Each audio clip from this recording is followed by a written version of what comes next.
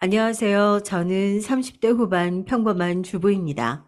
집에서 남편 밥 차려주고 시댁살이하고 말 없는 아들 둘을 키우고 있는 평범한 주부죠. 하지만 그리 평탄하지 않은 인생을 살아온 것 같네요. 제 인생을 글로 적어서 누군가가 듣는다는 게 이렇게 부끄럽기는 하지만 한번 적어봅니다. 저는 깡촌 시골에서 어느 작은 동네에서 태어났어요. 저희 가족은 아버지, 어머니, 나이 터울이 많이 나는 큰언니와 2년 터울 둘째 언니, 셋째 언니와 저, 그리고 가장 막둥이 남동생, 이렇게 살고 있었습니다. 어려운 환경은 아니었어요. 저희 가족은 대가족이었죠.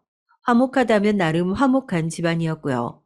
저희 어머니가 좀 고생을 하셨는데 할머니, 할아버지, 그리고 증조 할머니까지 저희가 모시고 살았으니 얼마나 힘드셨겠어요. 하지만 그 당시는 다들 그렇게 살아서 힘드셔도 참고 사셨다네요. 어머니만 생각하면 눈물이 나요. 어머니는 배움이 짧으셨지만 속이 깊으시고 지혜로우신 분이었거든요. 늘 저희에게 인생을 알려주셨죠. 어린 나이에는 어머니가 말씀하시는 게 이해가 잘 안 됐는데 살아가다 보니까 알겠더라고요.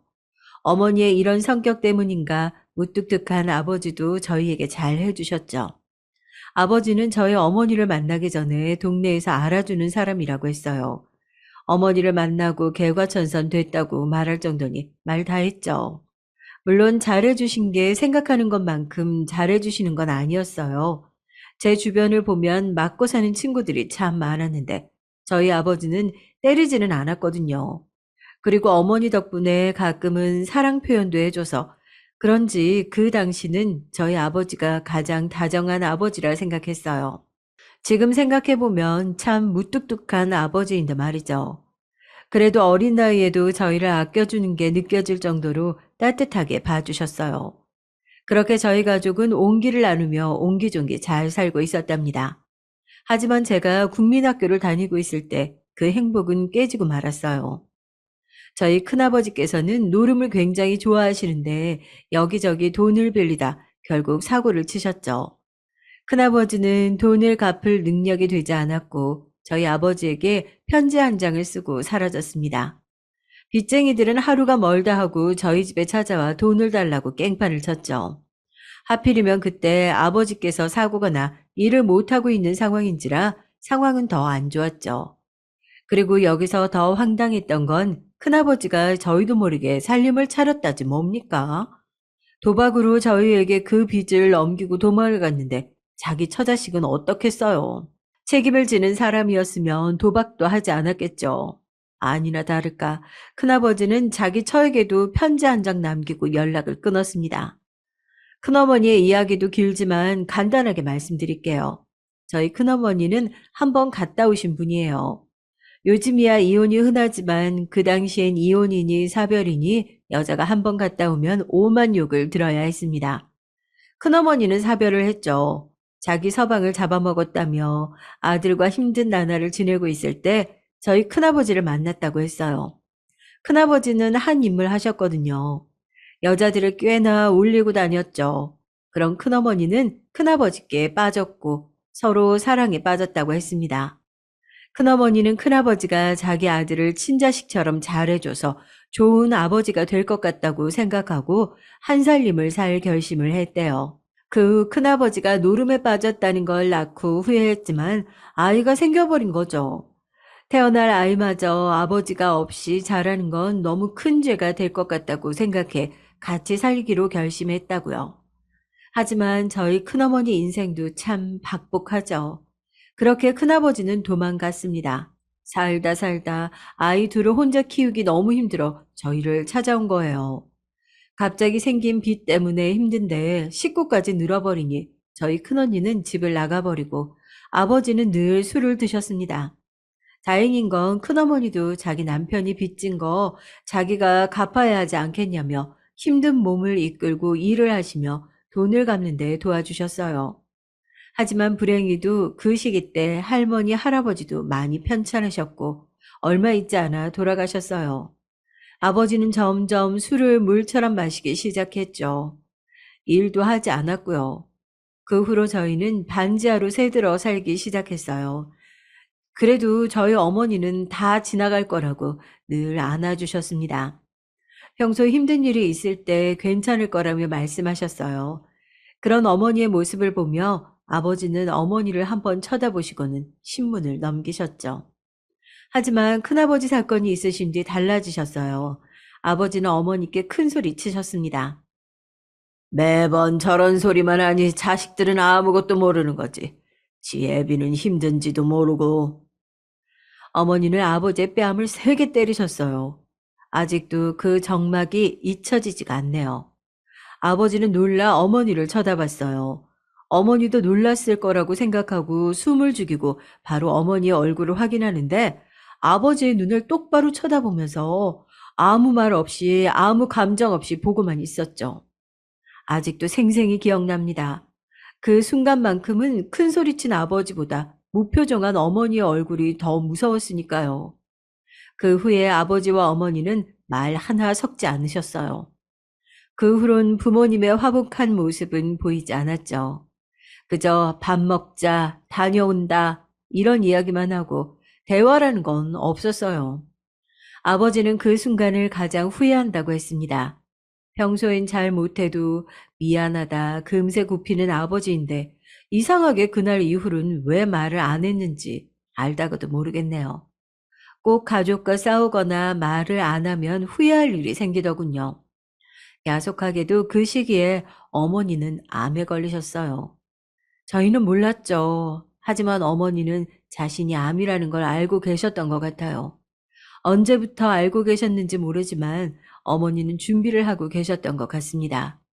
얼마 안 가 어머니가 쓰러져 저희는 다 알게 됐는데 모든 가족이 알아차렸을 땐 이미 지나버려 손을 쓸 방법이 없었어요. 저희 가족은 울음을 참으며 집으로 돌아갔습니다. 어머니는 저희가 놀랄까 괜찮다며 웃어주셨죠. 지금 생각해보면 왜 알아차리지 못했는지 참 후회스럽더라고요. 그렇게 앙상하게 말라가셨는데 왜 몰랐을까요? 어머니는 몸이 점점 안 좋아지셨지만 평소처럼 웃어주셨습니다. 저는 그 모습이 참 슬프더군요. 그래서 처음으로 어머니께 울면서 말했어요. 제발 힘들면 힘들다고 말해요.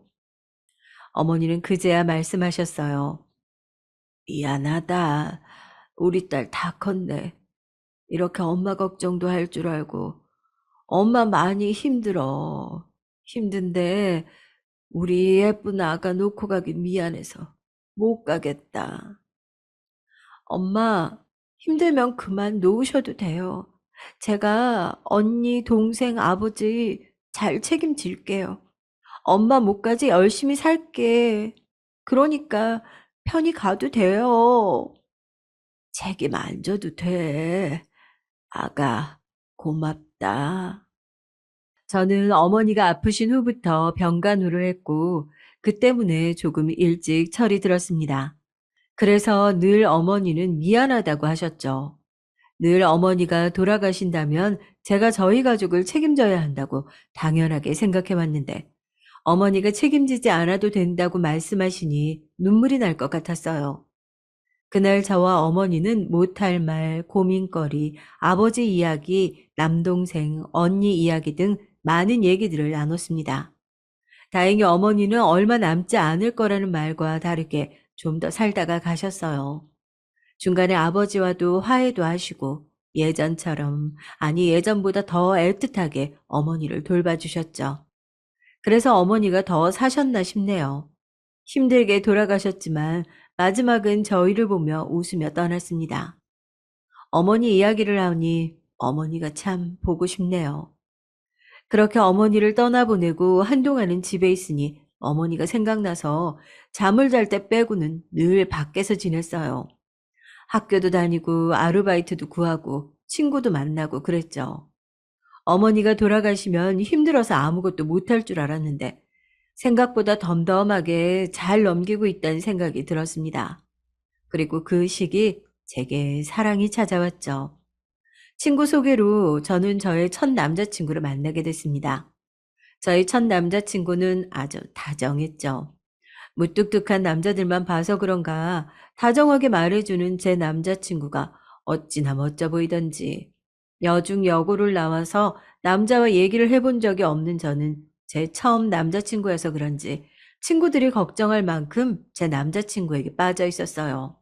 그렇게 시간이 지나고 처음으로 저희 둘은 여행을 가게 됐습니다. 아니나 다를까 당일치기는 물 건너갔죠. 설레는 마음으로 저희는 하룻밤을 같이 보내게 됐어요. 그날의 선택이 제 인생을 바꿀 줄 누가 알았겠어요. 주변 사람들이 조심하라고 얘기는 했지만 저는 그럴 일이 없을 거라고 생각했죠. 그 한 날로는 저는 아이를 가지고 말았죠. 막막했습니다. 가족들에게 어떻게 말을 해야 하나 걱정이 됐어요. 어머니라도 계셨으면 바로 말을 했을까요? 저는 말도 못하고 점점 배만 불러갔습니다. 제가 워낙 마른 체형이라 조금만 배가 나와도 티가 나는데 혹여나 아버지가 눈치를 채지 않을까 늘 노심초사하며 집으로 들어갔죠. 다행히 입덧은 없어서 배만 잘 가리면 됐는데 큰어머니가 눈치를 채셨어요. 여느 때와 마찬가지로 큰어머니는 반찬을 가져오셨어요. 자주 뵙기도 하고 한 번씩 가게 일도 도와줘서 아무 말 없이 갈 때가 많았었죠. 하지만 그날따라 큰어머니는 바로 나가시지 않았어요. 그리고 저를 조용히 불러 제게 임신을 했냐고 물어보셨죠. 저는 놀라서 아무 말도 하지 못했고 큰어머니는 제 등짝을 때리며 그럴 줄 알았다며 계속 옆에 있는데 이상해서 물어봤다고 하시더군요. 그러고는 아버지께 어떻게 말할 거냐며 한숨을 쉬었습니다. 큰어머니는 자기와 함께 있을 때 말하자며 오늘 밤에 다시 찾아올 테니 밥 먹고 어디 가지 말고 기다리라고 말씀했어요. 그리고 그날 밤 아버지께 말씀드렸습니다. 그런데 이상하게도 아버지는 아무 말씀을 하시지 않고 딱 한마디만 하셨죠. 데리고 와라. 그 다음날 바로 남자친구는 아버지께 인사를 드리러 갔어요. 아버지는 남자친구, 그러니 이제는 제 남편이라 말을 해도 되겠네요. 남편에게 얼굴을 한번 보시고는 술을 들이켜고 10분 동안 아무 말씀을 하지 않으셨습니다. 남편이 이런저런 말을 해봐도 아버지는 술만 계속 마셨어요. 그 짧은 시간 동안 물처럼 술을 마시니 사람이 안 취하겠어요? 얼굴이 빨개진 아버지는 남편에게 잘해주라는 말을 하시고는 비틀비틀거리며 안방으로 들어가 쓰러져 주무셨습니다. 저희는 바로 남편네로 가 인사를 드렸어요. 걱정을 많이 했는데 아니나 다를까 시어머니는 뒷목 잡고 쓰러지셨고 시아버지는 잠시 눈을 감으시고는 저에게 앉으라고 말씀하셨습니다. 남편은 시어머니를 데리고 방으로 들어갔고 시아버지는 저에게 앞으로 몸 조심하고 남편 집에 들어와 살라고 말씀하셨어요.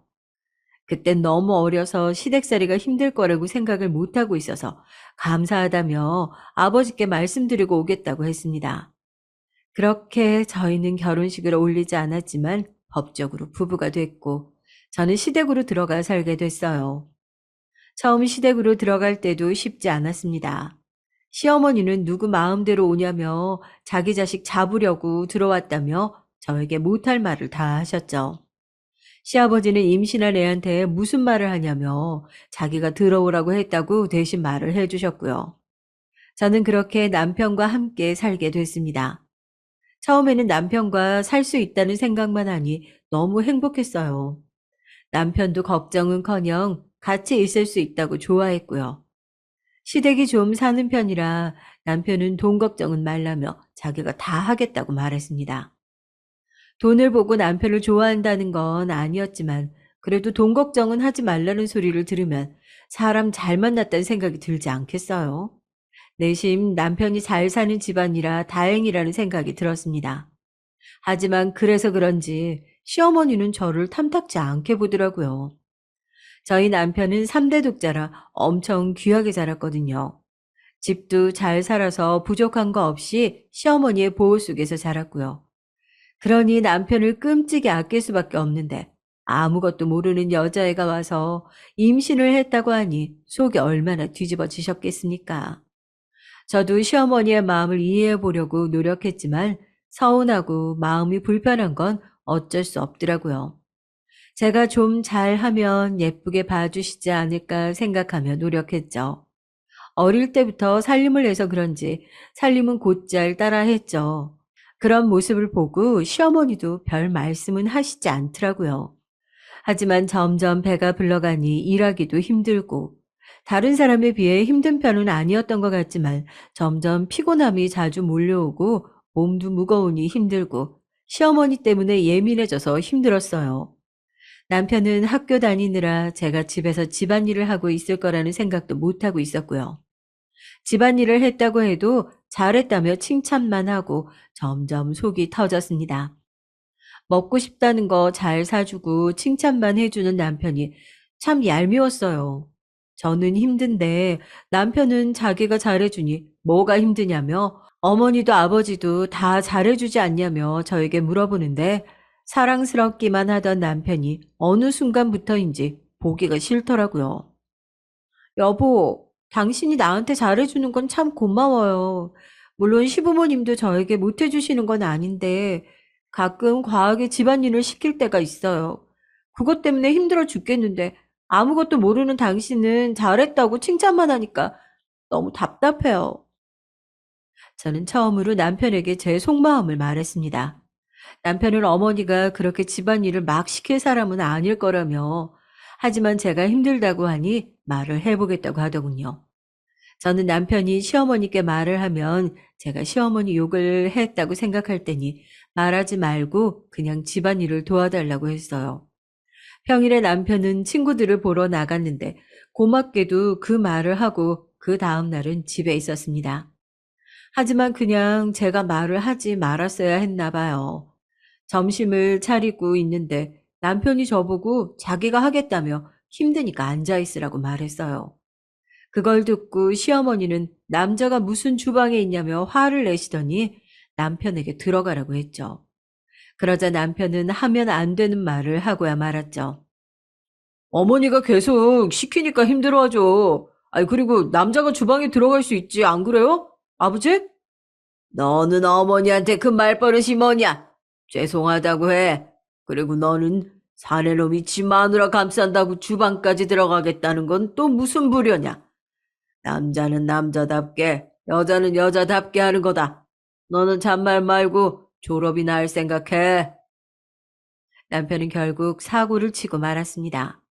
시어머니는 남편의 말을 듣자마자 저를 노려보셨어요.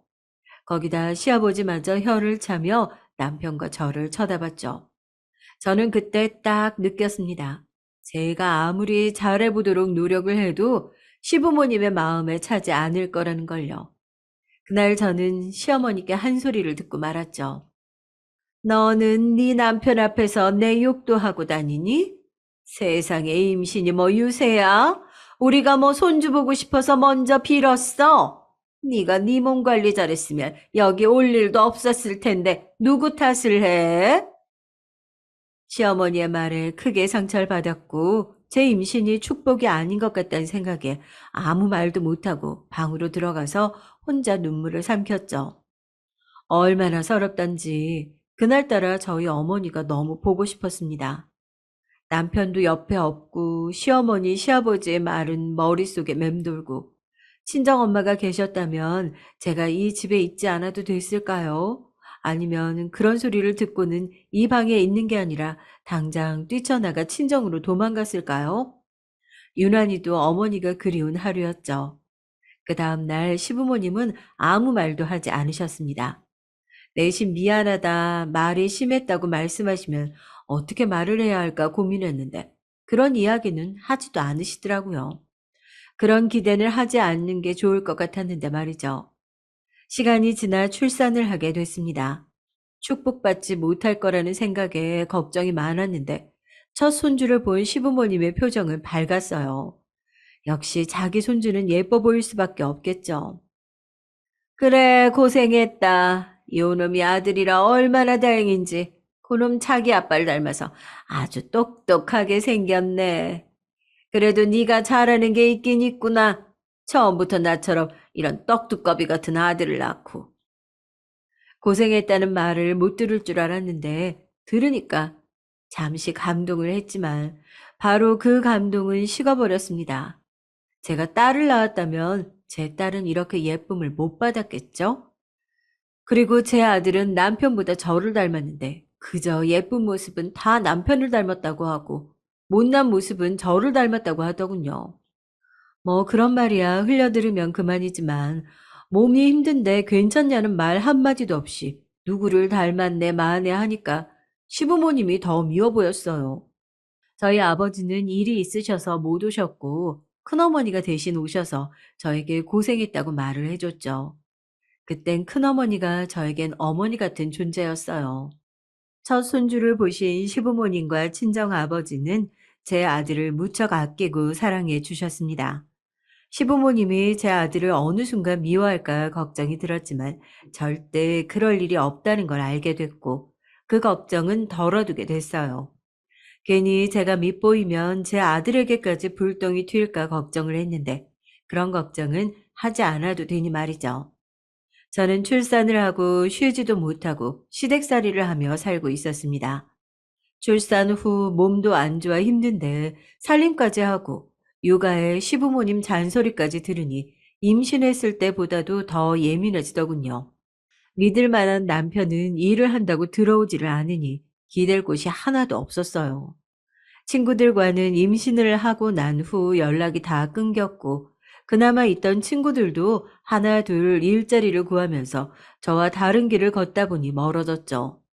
아버지에게 말할 수도 없었고 큰어머니도 가게 일이 어려워 힘들어하시는 것 같아 괜히 말 꺼내기가 미안하더라고요. 괜찮냐고 물어보면 저는 괜찮다고 말을 할 뿐이었죠. 어느 날 육아에 지쳐 남편만이 오기를 기다리고 있었는데 남편이 술에 취한 채로 들어왔습니다. 시어머니는 남편을 나무라기는커녕 속 아프지 않냐며 저에게 해장국이라도 빨리 끓이라고 말을 했죠. 그때 갑자기 남편이 다른 사람의 이름을 부르며 저에게 해장국을 해달라고 하지 뭡니까? 저는 당연히 잘못 들었을 거라고 생각했는데 시어머니가 남편 입을 막더니 빨리 방으로 들어가라고 하더라고요. 저는 시어머니에게 그 사람이 누구냐고 물어봤지만 돌아오는 답은 없었습니다. 보통 같으면 시어머니가 왜 이상한 말을 하냐며 화를 내셨겠지만 당황하는 모습이 역력해서 무언가 있다고 생각을 했죠.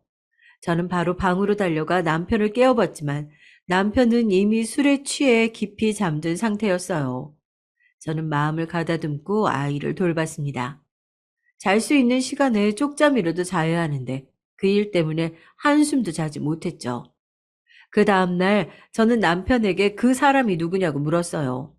남편은 당황하며 잘못 들은 거라며 자기도 누군지 모르겠다고 말을 하고는 바로 출근을 했습니다. 그날 남편은 또 술을 마시고 왔어요. 그래서 저는 그 사람이 누구냐고 물어봤죠. 남편은 술에 취한 상태로 예전에 결혼을 약속한 사람이라고 했어요. 그 말을 듣고 남편 등짝을 때렸어요. 당신, 아무리 취해도 그렇지 그 사람 이름을 부르는 게 말이 돼요? 등짝 때리는 소리를 들었는지 시어머니가 저희 방으로 온 게 아니겠어요? 너 지금 내 아들 때렸니? 아니, 어머니, 어머니도 그 사람이 결혼을 약속한 여자라는 거 아셨죠? 시어머니는 순간 놀란 듯 보였으나 이내 담담하게 말씀을 하셨습니다.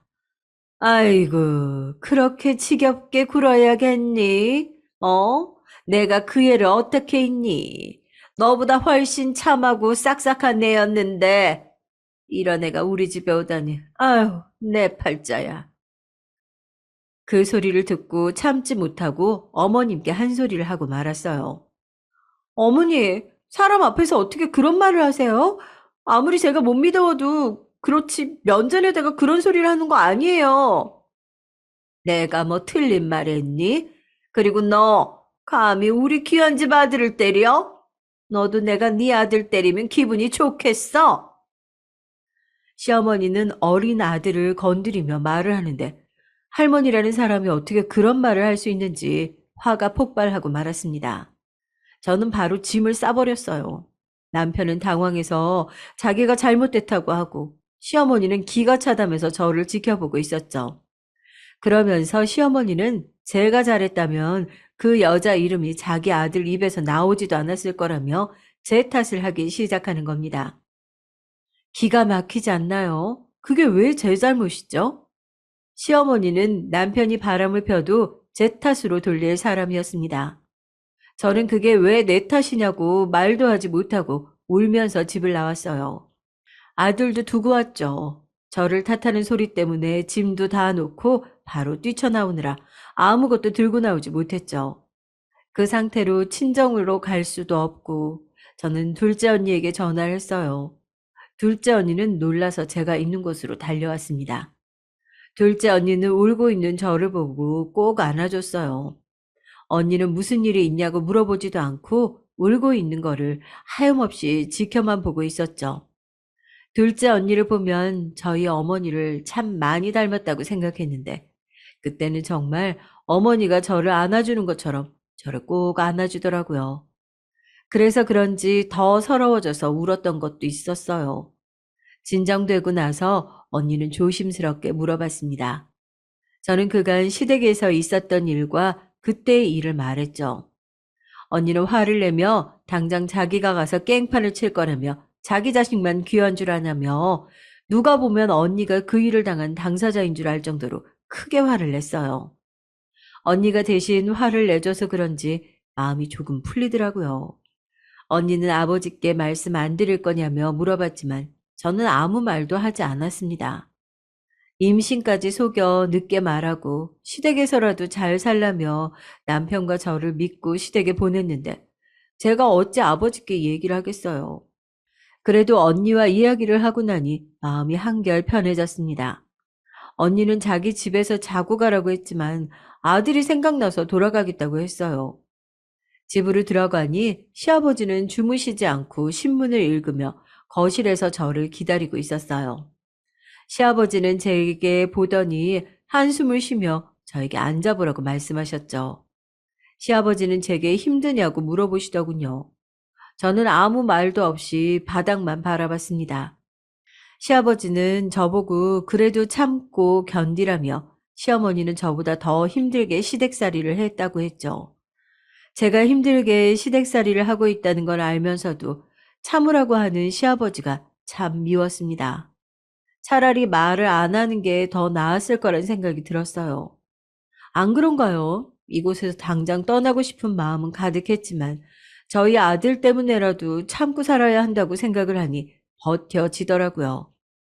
언제 그랬냐는 듯 평소처럼 시어머니는 저에게 잔소리를 퍼부으시고 시아버지는 모르는 척하고 남편은 여전히 눈치가 없이 행동했죠.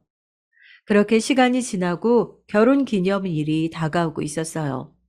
저희는 결혼식을 하지 않아서 결혼 기념일은 없었지만 혼인신고를 한 날을 저희 결혼 기념일이라고 정해뒀죠. 그런데 어느 날은 남편이 기념일로 여행을 가는 건 어떻겠냐고 물어보더라고요. 웬일로 여행 얘기를 꺼냈나 싶었는데 시부모님 모시고 여행을 가자고 하는 거 아니겠어요? 처음에는 장난치는 건가 생각했는데 남편의 반짝거리는 눈을 보니까 할 말을 잃었습니다. 저는 둘이 가면 안 되겠냐고 말을 했는데 시어머니의 결혼 기념일이라고는 시조부모님을 모시고 같이 저녁을 먹은 게 다라며 안타깝지 않냐고 저에게 애처로운 눈빛을 보내며 말을 했습니다. 시부모님 결혼 날짜가 저희와 비슷하긴 했거든요. 따지고 보면 저희 어머니도 그랬었는데 조금은 안타깝다는 생각이 들더라고요. 이번 한 번만 하기로 약속을 하고 마지못해 수락을 했어요. 제가 왜 그랬을까요? 왜 안타깝다는 동정의 감정이 들었을까요? 저희 어머니 생각이 나서 그랬겠죠. 여행은 제주도로 가게 됐습니다. 여행 전에도 애를 얼마나 잡아먹으면 결혼기념일에 둘이 안 가고 자기도 데려가냐며 저에게 뭐라고 하시더라고요. 그게 제가 한 소리를 들어야 할 일인가요? 남편이 그게 아니라고 얘기를 해도 들을 생각을 하지 않았어요. 남편도 시어머니가 심하다고 생각했는지 그만하라고 말을 했습니다. 그제야 시어머니는 잠잠해지셨고 아들이 효자라느니 기특하다느니 다 컸다며 예쁘다고 엉덩이를 치더라고요. 다 큰 아들의 엉덩이를 치고 싶을까요? 남편은 뭐가 좋은지 싱글벙글, 시어머니는 그저 아들이 좋아서 싱글벙글, 둘 사이에 저는 죽을 맛이었죠. 이 여행이 무사히 넘어갔으면 얼마나 좋았겠어요. 정말 제 인생에 있어서 최악의 여행이었습니다. 시어머니는 목이 아프셨는지 기침을 계속했어요. 그래서 저는 근처 약국에서 약을 사다 드렸죠. 근데 시어머니가 자기는 이 약 너무 독해서 안 먹는다고 다른 약으로 바꿔오라고 했어요. 처음엔 그런가 보다 하고 다시 약국으로 가서 바꿨습니다. 그런데 또 이 약은 너무 속이 아프다며 또 바꿔오라는 거예요. 그때 저는 시어머니가 저를 괴롭히려고 이러는구나 깨달았죠. 그래서 전 모든 목약을 사갔어요. 그랬더니 시어머니는 저에게 독한 년이라며 이거 자기 아들 돈으로 산 거 아니냐며 이렇게 많이 사오면 어떡하냐고 갑자기 저한테 소리를 치더라고요. 아니, 어머니가 이 약도 싫다, 저 약도 싫다고 하셔서 혹시 몰라서 다 사왔어요.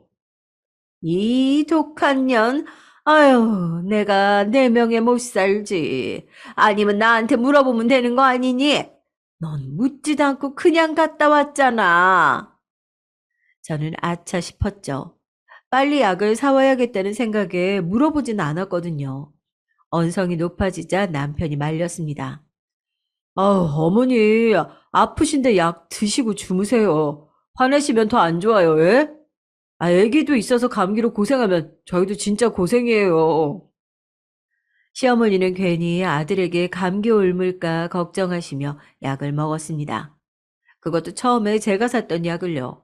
제가 목 아픈 약 다 달라고 하니까 약사님이 처음에 샀던 약도 그냥 넣어주신 거죠. 시어머니는 왜 그렇게 저를 잡아먹지 못해 안달이 났을까요? 여행 둘째 날 저는 해산물, 비린 종류의 음식을 잘 먹지 않는데 시부모님은 회를 엄청 좋아하세요. 저희 결혼기념일이잖아요. 그래서 당연히 제가 먹을 수 있는 흑돼지나 소고기, 고기 종류를 먹으면 될 텐데 남편이 회를 먹자고 자기가 예약을 해뒀다며 시어머니께 자랑스럽게 얘기를 하더라고요. 저는 진짜 남편을 한 대 쥐어받고 싶었습니다. 어린 아들도 회를 잘 못 먹고 저도 못 먹는데 시부모님이 좋아하신다고 회라니. 심지어 남편도 회를 잘 먹지 않았거든요. 그러니 더 화가 나는 겁니다. 하지만 예약을 했다니 어쩔 수 없이 횟집으로 갔죠. 거기서 또 시어머니께서 한 소리를 하는 겁니다. 아무리 여자가 조금 먹는다고 해도 너는 너무 맛없게 먹니? 아유, 예. 그러니 애가 해골처럼 저렇게 뼈밖에 없지. 좀 복스럽게 좀 먹어봐라. 아유, 어쩜 먹는 것도 저렇게 먹을까? 저는 먹는 거에 비해 찌지 않는 편이고, 회는 제가 잘 못 먹는 걸 아시는데도 그렇게 말씀을 하시니 정말 체할 것 같았습니다. 참지 못하고 말을 하려던 참 시아버지의 헛기침 소리로 저는 입을 다물 수밖에 없었어요. 어쩔 수 없이 회를 꾸역꾸역 입에 집어넣었습니다. 그러다 결국 심하게 체해서 병원에 갈 수밖에 없었어요. 시어머니는 그런 저를 보고 한심하다고 여행 와서도 유난 떤다며 남편에게 말을 하더라고요. 시어머니는 안 들린다고 생각을 하는 건지 아니면 들으라고 크게 말하는지 저는 남편과 하는 대화를 다 들어버렸죠. 사람이 미련하게 그렇게 먹니? 못 먹겠으면 못 먹겠다고 말이라도 하든지. 나 원참, 쟤는 뭐 시위하는 거니? 응? 내가 그 소리 했다고 억지로 먹어서 자기가 아프다, 뭐 이렇게 나를 나쁜 시어머니로 만드는 거지? 아유, 아유, 내가 며느리 복 참 없다. 너는 골라도 뭐 저런 애를 데리고 와가지고, 아유, 저년 저거 일부러 아픈 척 하는 거 아니야? 어머니, 무슨 말을 그렇게 하세요. 아픈 거 아시면서 다 들어요. 그리고 어머니 생각해서 회 먹다 그랬잖아요. 아이고, 들리긴 아픈데 들리지도 않겠지. 여행 와서 사람 한 명 때문에 이게 무슨 난리냐? 우리라도 그래도 즐겨야 되는 거 아니니? 시부모님과 남편은 아들을 데리고 바다로 갔다 오겠다고 말을 했어요. 저는 저 하나 때문에 못 노는 게 미안해서 신경 쓰지 말고 다녀오라고 했죠.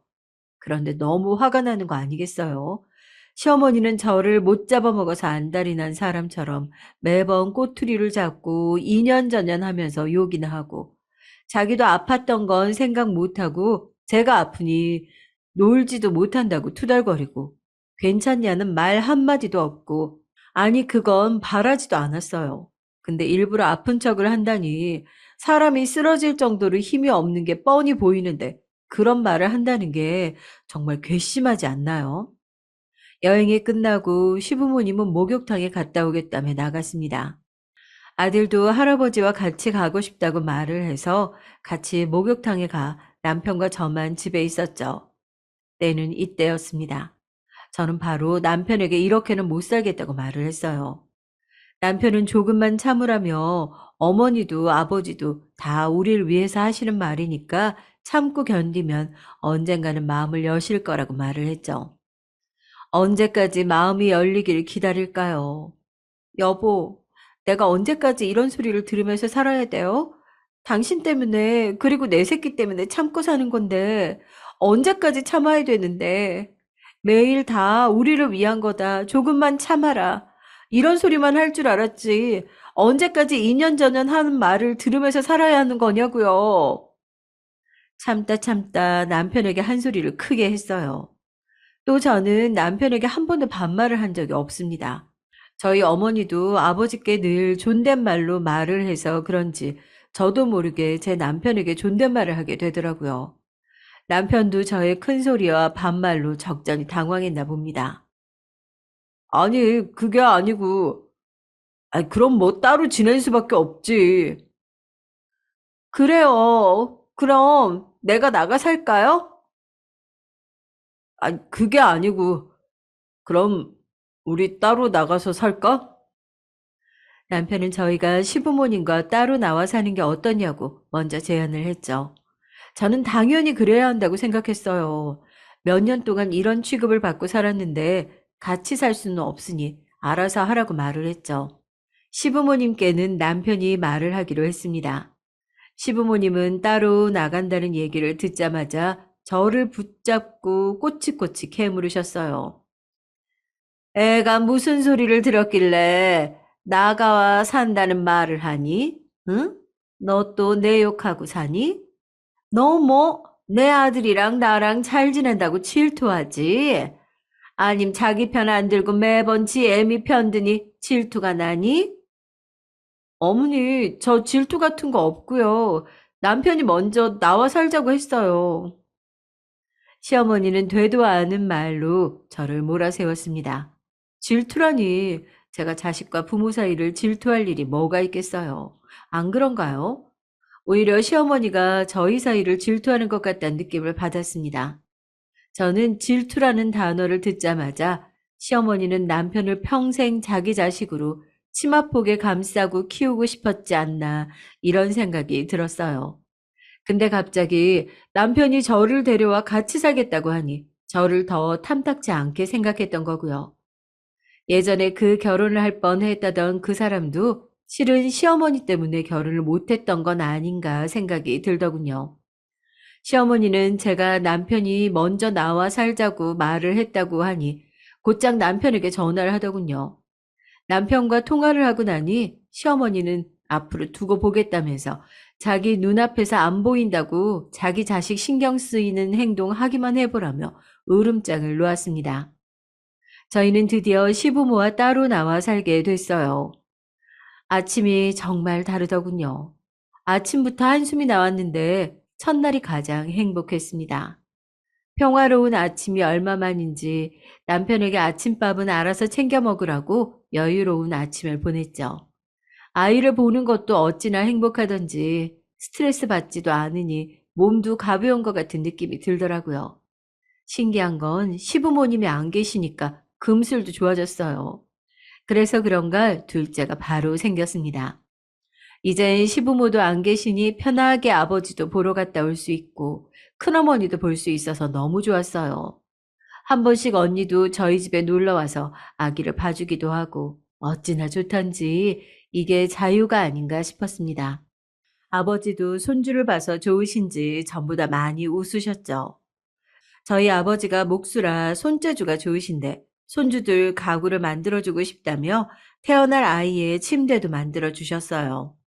아버지의 밝은 모습을 본 지 꽤 됐는데 이렇게라도 웃으시니까 마음이 편했습니다. 이렇게 평안하게 지내면 얼마나 좋을까요? 오시지 않으시다 한번 저희 집에 오겠다고 연락이 왔어요. 괜히 시어머니께 책 잡히기 싫어서 열심히 청소도 하고 반찬도 만들었죠. 세상에 이렇게 좁은 집에 사니 얼마나 답답할까 내 새끼. 오자마자 시어머니는 집이 좁다며 투덜거리셨죠. 임신을 한 상태라 최대한 스트레스를 받지 않기 위해서 시어머니의 말은 한 귀로 흘려보냈고 속으로 노래를 부르고 있었어요. 제가 웃으며 아무 반응을 하지 않자 시어머니도 잔소리를 멈추더라고요. 제 반응 때문에 잔소리를 했나 싶을 정도로 아무 말을 하지 않으셨죠. 보통 같으면 죄송하다거나 쩔쩔매는 제 모습이 보여야 하는데 그저 웃고 있으니 저를 이상하게 보더라고요. 점심을 먹고 시부모님은 당연히 집으로 가시는 줄 알았어요. 집이 좁네 마네 이런 소리를 하셨으니 당연히 여기서 자고 간다고 생각을 못 했거든요. 근데 시어머니가 자고 가겠다고 말을 하니 그래서 아까 전에 아무 말 안 하신 거구나 생각을 했죠. 근데 누군가 저희 집에 온다는 겁니다. 큰어머니께서 반찬을 주러 오셨죠. 큰어머니는 시부모님이 계셔서 당황한 데 보였어요. 그래서 바로 가실 줄 알았는데 저희 집으로 들어오시더니 시부모님께 오늘 자고 가시냐고 물어보더군요. 큰어머니는 자기가 오늘 여기서 자고 가기로 했다며 시부모님이 계신 줄 몰랐다고 하더라고요. 저희는 그런 약속을 한 적이 없었거든요. 그러더니 제가 잘 잊어버려 오늘 약속도 잊었을 거라고 말을 했죠. 그러자 남편이 괜찮다고 주무시고 가라고 하더라고요. 어머니, 아버지, 다음에 또 오세요. 제가 데려다 드릴게요. 남편은 시부모님께 집으로 가야 할 것 같다며 다음에 오라고 말을 했습니다. 그래서 시부모님은 집으로 가셨죠. 저희 집에 자고 가신다니 그게 무슨 소리예요? 아유, 미안하다. 아이, 그냥 자고 가는 것 같은 눈치길래 거짓말 좀 했지. 큰어머니의 거짓말 덕분에 저는 마음이 편해졌습니다. 큰어머니는 일이 생겼다며 못 자고 갈 것 같다고 남편에게 얘기하고 가셨죠. 근데 그때 그냥 주무시고 갔어야 했어요. 그날 전화가 시어머니가 짜증을 내며 전화가 오더라고요. 무슨 경우냐며 저에게 말을 했어요. 그러고는 다음 주에 자러 가겠다고 말을 했죠. 그때부터 신경이 너무 쓰이기 시작했습니다. 남편도 신경이 쓰였는지 괜찮냐고 물어보더라고요. 저는 너무 신경 쓰인다고 말을 했고, 이번에는 시어머니께서 저번처럼 그러면 못 참으니까 중간에 잘 좀 하라고 말을 했죠.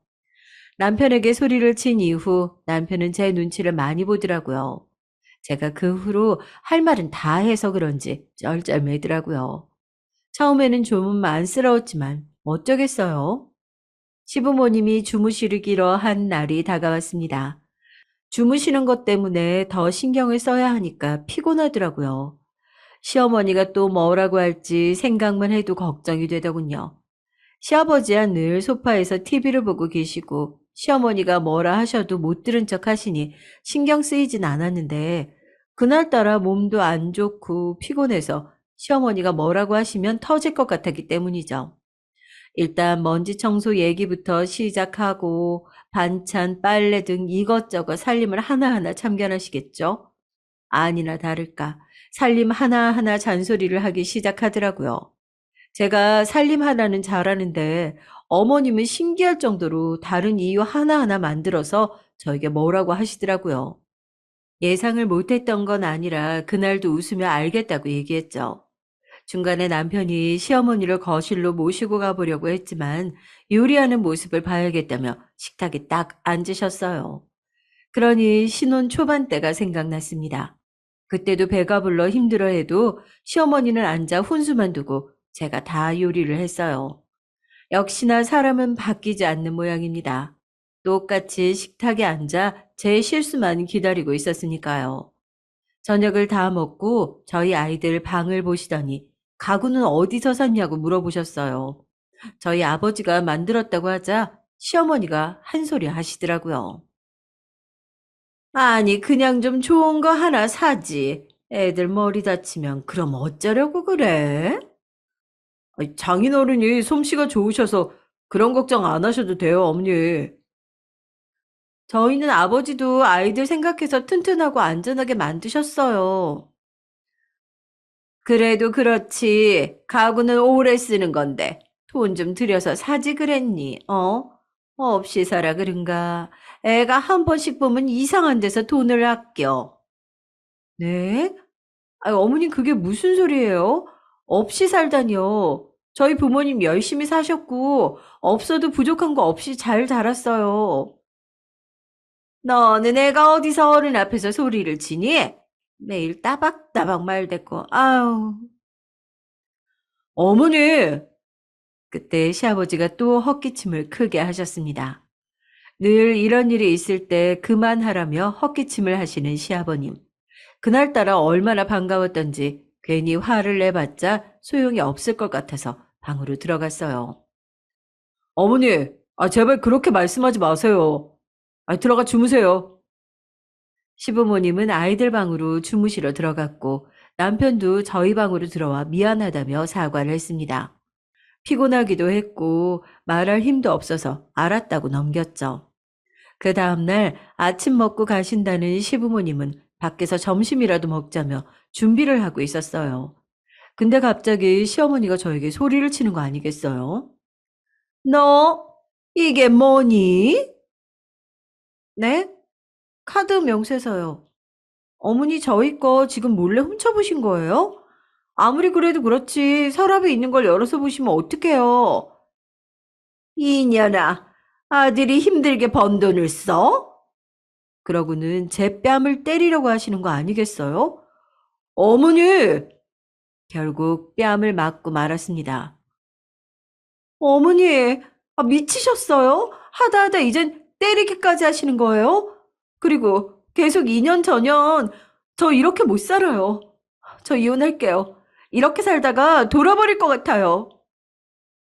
저는 아들을 데리고 친정으로 갔습니다. 아버지는 놀라 하던 일을 멈추고 달려왔어요. 그도 그럴 것이 무거운 몸을 이끌고 뺨은 부은 채로 아들과 함께 왔으니 얼마나 놀랐겠어요.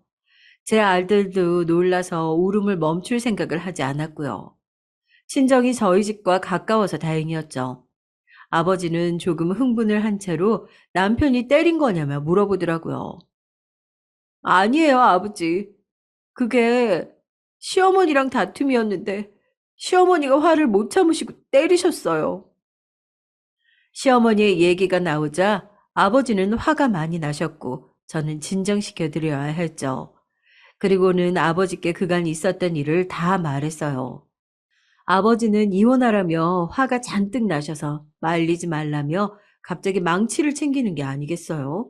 그러고는 남편에게 전화를 해서 시댁 부모님 어디 있냐고 묻고는 어디론가 가버렸습니다. 저는 급한 나머지 택시를 타고 아버지를 따라가 달라고 했죠. 아버지는 시댁으로 가고 있었어요. 남편에게 전화를 해 아버지가 망치를 들고 시댁으로 가고 있으니까 빨리 와달라고 했어요. 다행히 남편은 시댁에 있더라고요. 시댁에 가보니 아버지가 망치를 들고 시어머니께 욕을 하고 계셨습니다. 이 망할 여편 내가 어디서 이 귀한 집 딸 뺨을 쳐? 사돈, 아유, 진정하세요. 아니, 모녀가 쌍으로 미쳤나? 미쳐? 미치긴 누가 미쳤다는 거야? 이년이? 그래, 미쳤다. 자식이 맞고 돌아왔는데 안 미치는 사람이 어딨어? 이서방 자네도 마찬가지야. 자네 내가 잘 부탁한다고 했지. 그런데 이따위밖에 못해? 아버지는 남편 뺨을 때렸습니다. 이 양반이 감히 내 자식을 때려? 왜 때려? 네 자식만 귀하고 내 자식은 안 귀하냐? 이 미친 노망난 할망구가 임신한 며느리를 때려? 미친 노망난 할망구? 이 정신 나간 호라비 주제에? 호라비? 호라비? 아버지는 화가 나 망치를 던지고 시어머니까지 때리려고 했고 시아버지가 아버지를 말렸죠. 그리고는 시아버지가 무릎을 꿇었어요. 자기가 다 잘못했다고 말을 했어요. 그때 남편도 무릎을 꿇고 죄송하다고 말을 했죠. 하지만 화가 난 아버지는 다시는 두 사람 다 보지 않을 거고 저를 못 보낸다고 이혼하라고 말을 했습니다. 그리고는 제 손을 잡고 시댁에서 나왔어요. 아버지는 저를 보시고는 눈물을 흘리셨습니다. 그날 저는 아버지의 눈물을 처음 봤어요. 아버지가 우시니 저도 눈물이 나더라고요. 저희 모녀는 밖에서 눈물을 훔쳤습니다. 마침 그때 비도 오는 게 아니겠어요. 그때는 저희 어머니도 같이 우는 거라 생각을 했어요. 참 신기하지 않나요? 드라마에 나올 것 같은 장면이 만들어졌죠. 그 와중에도 감기 걸리면 안 된다고 옷을 벗어서 비 맞지 말라고 덮어주셨어요. 저는 어릴 때의 아버지의 모습과 지금 아버지 모습을 보니 뭉클해졌습니다. 그렇게 저는 아이를 출산하고 친정에서 지내게 됐답니다. 그래서 이혼을 했냐고요? 아니요, 못했어요. 그 후로 몇 년을 친정집에 살긴 했죠. 초반에는 남편이 자주 찾아와서 용서를 빌었어요. 하지만 아버지가 화가 너무 많이 나셔서 쉽진 않았죠. 그러다 아버지도 남편이 계속 찾아오니까 마음이 풀렸는지 어느 날 같이 술을 마시고 있더라고요. 둘 다 술에 취해서 서로 안으며 우는 모습도 봤고요. 그렇다고 저는 다시 돌아갈 생각이 없었어요.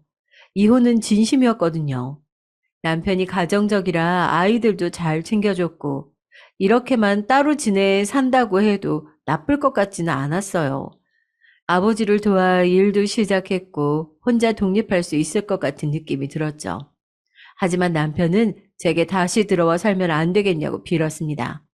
남편은 다시는 시댁 부모님과 만나게 하지 않겠다고 말을 했죠. 당신은 절대로 부모님 만나는 일 없을 거야. 내가 꼭 약속할게. 미안해, 여보. 그 말을 듣고 시댁 식구들을 만나지 않겠다는 조건으로 다시 남편과 살게 됐습니다. 아이들도 있고 남편도 사랑하니 이혼은 없었던 일로 됐죠. 대신 이혼한 부부는 따로 있었습니다. 들리는 바로는 시댁 부모님이 이혼을 하셨더라고요. 시아버지는 이대로는 못 살 것 같다고 시어머님께 이혼하자고 하셨대요. 시아버지도 결국 시어머니의 성격에 못 버티고 이혼을 선택하신 거죠.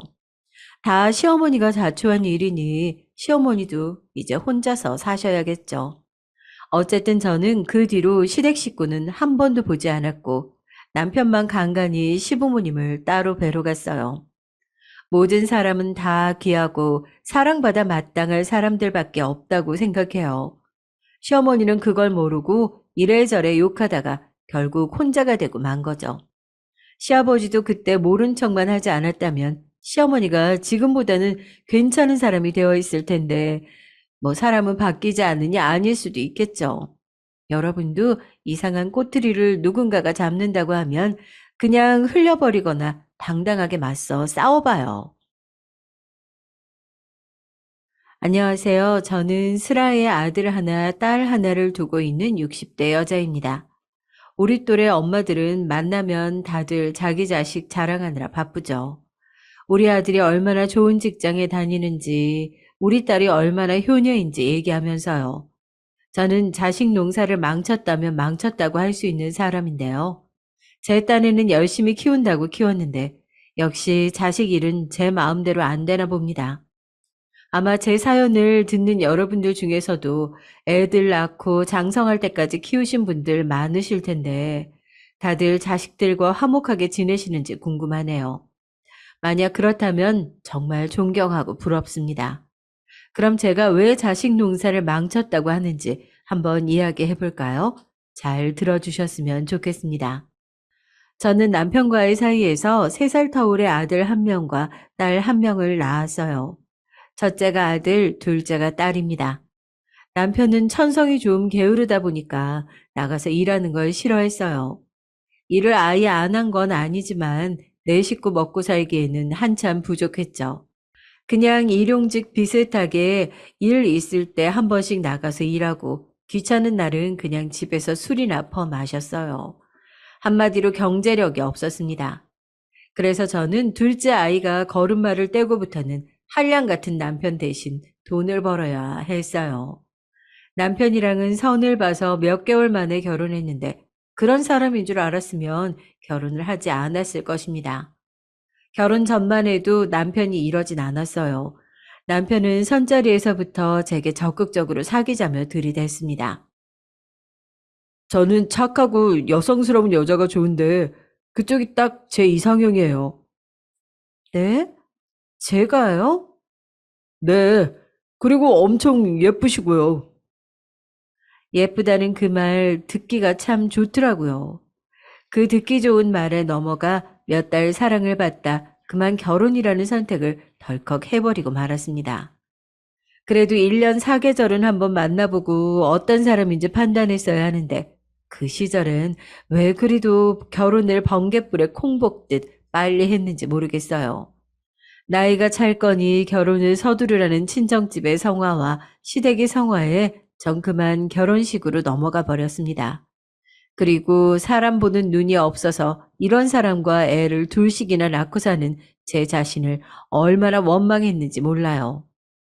처음에는 남편을 고쳐보려고 부단히도 노력을 많이 했어요. 그런데 사람 천성이 어디 가겠나요?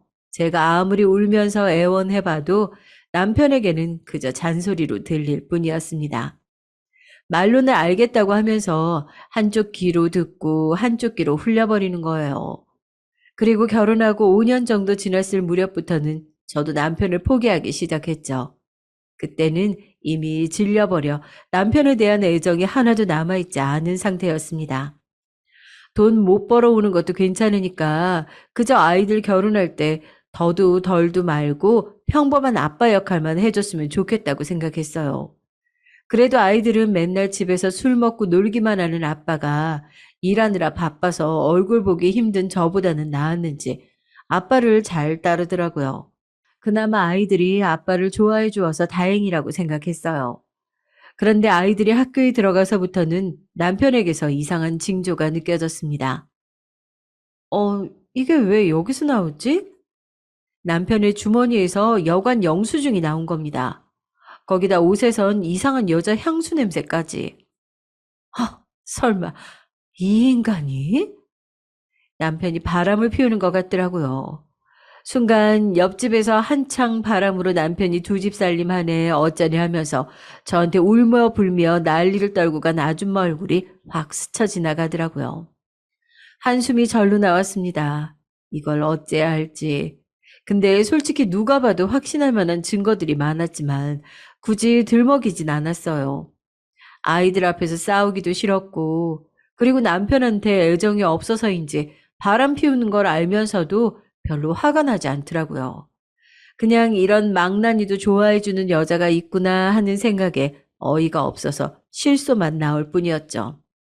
도대체 어떤 정신 빠진 여자길래 이런 놈을 좋아하나 궁금하기도 했고요. 그러다 나중에는 아예 두 집 살림을 차렸는지 한 번 밖에 나가면 집에 잘 들어오질 않더라고요. 다만 가슴이 아팠던 건 아이들은 아빠가 집에 왜 안 오는지 궁금해했지만 대답해 줄 말이 없어서 대충 얼버무리곤 했어요. 아빠 곧 오실 거야. 조금 기다려. 그리고 그런 생활을 몇 년 동안이나 계속했어요. 어느새 아이들도 아빠가 없다는 것을 익숙해 했죠. 그런데 첫째 아이가 중학교 다닐 무렵 남편은 그 여자와 헤어졌는지 다시 집으로 기어 들어오더군요. 그리고 집에 돌아온 남편은 매일같이 술을 퍼먹고 난동을 피우기 일쑤였습니다. 퇴근하고 집에 돌아가면 남편은 깨진 술병과 먹다 남은 음식들 사이에서 골아 떨어져 있었어요. 나중에는 술값을 안 주니 제 지갑에도 손을 대더군요. 여보, 여기 있던 5만 원 어디 있어요? 오늘 장 보는 날인데. 몰라, 내가 어떻게 알아. 아니, 근데 분명 여기 있었는데. 뭐 내가 가져갔다는 거야? 야, 작작해라, 작작. 어떤 여자가 지 남편을 도둑으로 몰아? 이 옆에 내가 남편 잡으면 남편이 집에 붙어 있겠냐? 떠받들 생각을 안 하고. 국이나 퍼와. 웃기게도 남편은 그 사이에 발뺌까지 하더라고요. 그리고 그 모습을 고스란히 보고 자란 아이들은 한숨을 쉬며 제 아빠를 보았습니다. 아이들의 눈빛에선 이미 그 징조가 느껴졌죠. 제 아빠를 한심해하는, 처음에는 아빠가 돌아와서 좋아하던 아이들도 어느 순간부터는 아빠를 점점 멀리하기 시작했어요. 저는 매일매일 남편이 어질러 놓은 집안을 치우면서 저 인간을 어떻게 하면 좋을까 고민했습니다. 주변에서는 이혼하라고 성화였지만 저는 그래도 나중에 아이들 결혼할 때 혹시나 애비 없는 자식이라고 무시당하지 않을까 하는 생각에 쉽게 결정할 수가 없었어요. 그런데 남편의 손찌검이 시작되자 저는 더 이상 참을 수가 없었습니다. 언제부터 남편은 술만 먹으면 저에게 손을 대기 시작했어요. 아무것도 아닌 일로 제가 자기를 무시한다고 혼자 오해를 하고선 손찌검을 하기 시작했죠. 하지만 저도 보통 성격은 아닌지라 가만히 있진 않았습니다. 남편이 때리면 저는 발로 차고 남편이 밥그릇을 집어 던지면 저는 상을 뒤집어 엎었어요. 매일매일 집안은 전쟁터였습니다. 그러던 어느 날 또다시 시작된 남편의 손찌검에 반항하며 싸우던 저를 보던 아들이 남편의 손을 붙잡고 싸움을 말렸어요. 그러자 남편은 아들의 손을 힘껏 뿌리치고 온갖 욕설을 하더군요. 이 자식아, 너는 네 애비도 못 알아보냐? 이제는 너까지 나를 무시한다 이거지? 그래, 오늘 너 나랑 한번 죽어보자. 맞아야 정신을 차리지. 남편은 아들을 바닥에 쓰러뜨리고는 두들겨 패더군요. 저는 그걸 보고 눈이 뒤집어져 경찰에 신고를 했어요. 남편은 경찰에 끌려가는 와중에도 꼬부라진 혀로 계속 헛소리를 하더라고요. 남편이 가고 나서 입술이 찢어져 피가 나고 온몸에 멍이 든 아들을 보니 내가 도대체 무얼 위해서 이 인간을 내치지 않고 살았나 하는 후회가 되더군요. 그래서 저는 결혼한 지 15년 만에 남편에게 이혼을 요구했습니다. 서류에 사인해. 더는 당신 얼굴 보고 살고 싶지 않으니까. 근데 남편이 이혼을 받아들이지 않았어요. 아마 제가 없으면 술값 내줄 사람도 없어서 그런 거겠죠. 그래서 결국 소송을 통해 지저분하게 이혼을 하게 됐습니다. 남편이 경제력이 없다 보니 당연히 양육권은 제가 가지게 되었고, 가진 재산이 워낙 없다 보니 재산 분할할 것도 없었어요. 남편에게서 받은 몇 푼 되지 않는 위자료는 나중에 비상금으로 쓰기 위해 통장에 넣어두었고요. 그리고 저는 작은 방을 하나 구해 아이들을 데리고 살았습니다. 시댁이 같은 동네라 두 번 다시는 저 집 식구들과 마주치고 싶지 않아서 일부러 멀리 떨어진 다른 동네로 이사를 했어요. 그 당시 시댁 어르신들도 만만치 않았거든요. 저것도 남편이라고 여자가 너무 기가 세면 안 된다느니 제가 뻔히 맞고 사는 걸 알면서도 여자가 일단 참아야 한다, 그래야 하는 거다라는 식의 태도였죠. 어느 날은 제 아들이 할머니, 우리 엄마 아파요. 아프긴 젖같게 뭐 아파. 아이 네 엄마가 엄살 부리는 거야. 이런 식의 대화를 하는데 정말 피가 거꾸로 솟겠더라고요. 아무쪼록 이후로 시댁과 인연까지 끊겼으니 더 숨이 트여지는 것 같았습니다. 그리고 저는 낮에는 회사를 다니고 밤에는 대리운전을 뛰어가며 열심히 애들을 먹여 살렸어요. 남편은 약속한 양육비를 처음 몇 번만 어디서 구해와서 보태더니 그 이후에는 보내지도 않더라고요. 직장도 없고 돈이 없어서 못 보낸다고 하면서요. 저도 처음에는 어떻게든 돈을 빌려서라도 구해오라고 닥달했지만 나중엔 그냥 포기했습니다. 그리고 그 이후론 애들 보러 한 번도 찾아오지 않는 남편을 그냥 없는 사람 취급하기로 했고요. 주변에서는 양육비 소송이라도 하라고 했지만 저는 그딴 더러운 돈 받기 싫어서 그냥 없는 셈 치기로 했어요. 그렇게 홀로 애들을 키운 지 몇 년 후 첫째 아이가 고등학교 3학년이 되었습니다. 공부를 꽤 잘하던 아들이라 수능 뒷바라지를 정말 열심히 했어요. 항상 공부하기 좋은 환경을 유지시켜주기 위해 좋은 음식에 좋은 옷에 혹시 감기라도 걸릴까 전전긍긍하면서 아들을 챙겼습니다. 아들이 집에서 쓰는 책상과 의자까지 수험생한테 가장 좋다는 제품으로 알아봐서 준비했어요. 학교에서 야자 끝나고 집에 올 때는 혹시 집까지 걸어오느라 힘들지 않을까 하는 마음에 차 끌고 학교 앞으로 마중 나가 집에 데려다 주고 저는 차에서 내려 다시 대리운전을 하러 가곤 했습니다.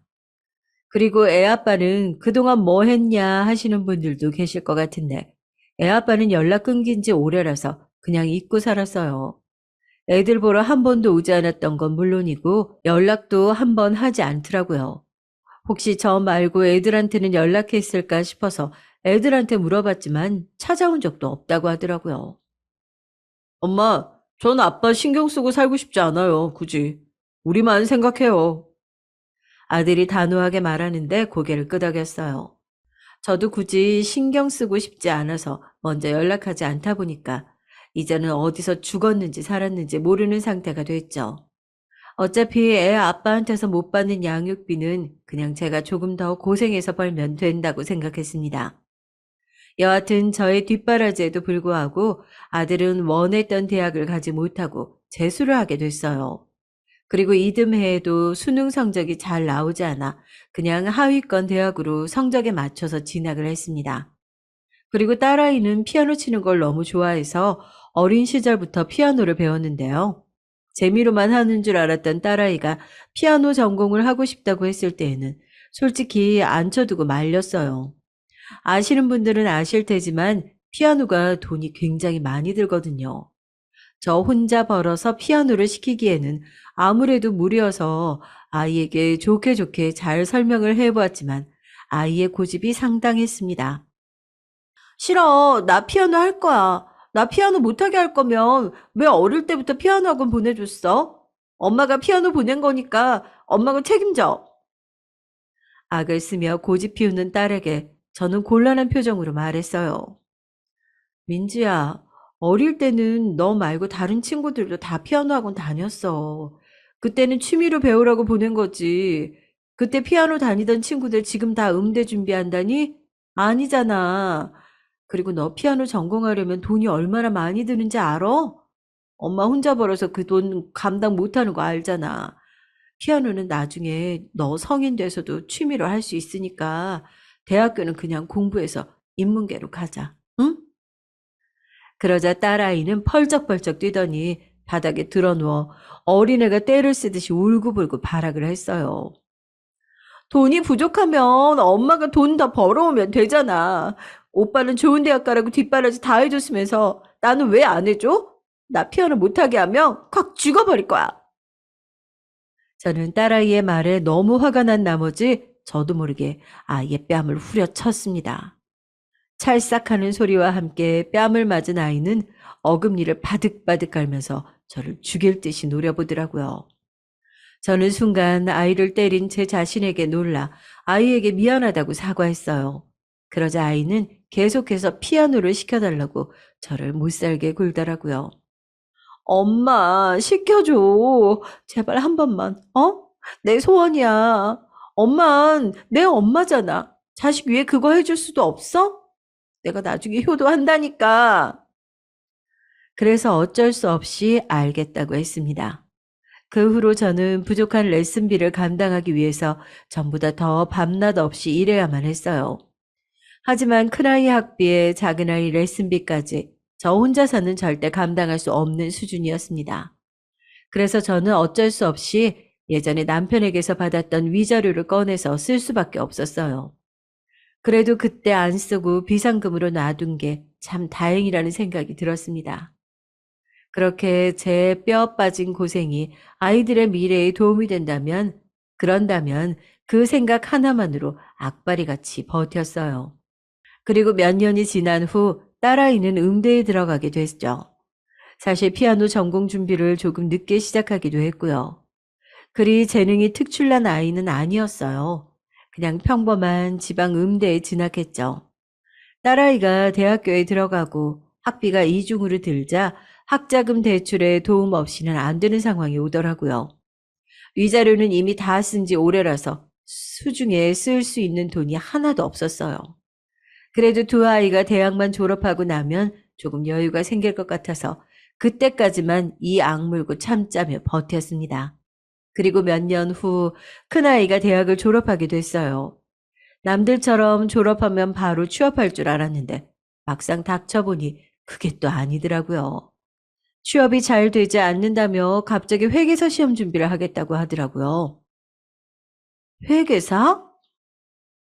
어, 엄마 나 머리도 좋고 하면 될 것 같아. 어려운 시험이라 걱정했지만 꼭 하고 싶다는 아들의 확고한 뜻에 저는 또다시 수험생 뒷바라지를 시작했어요.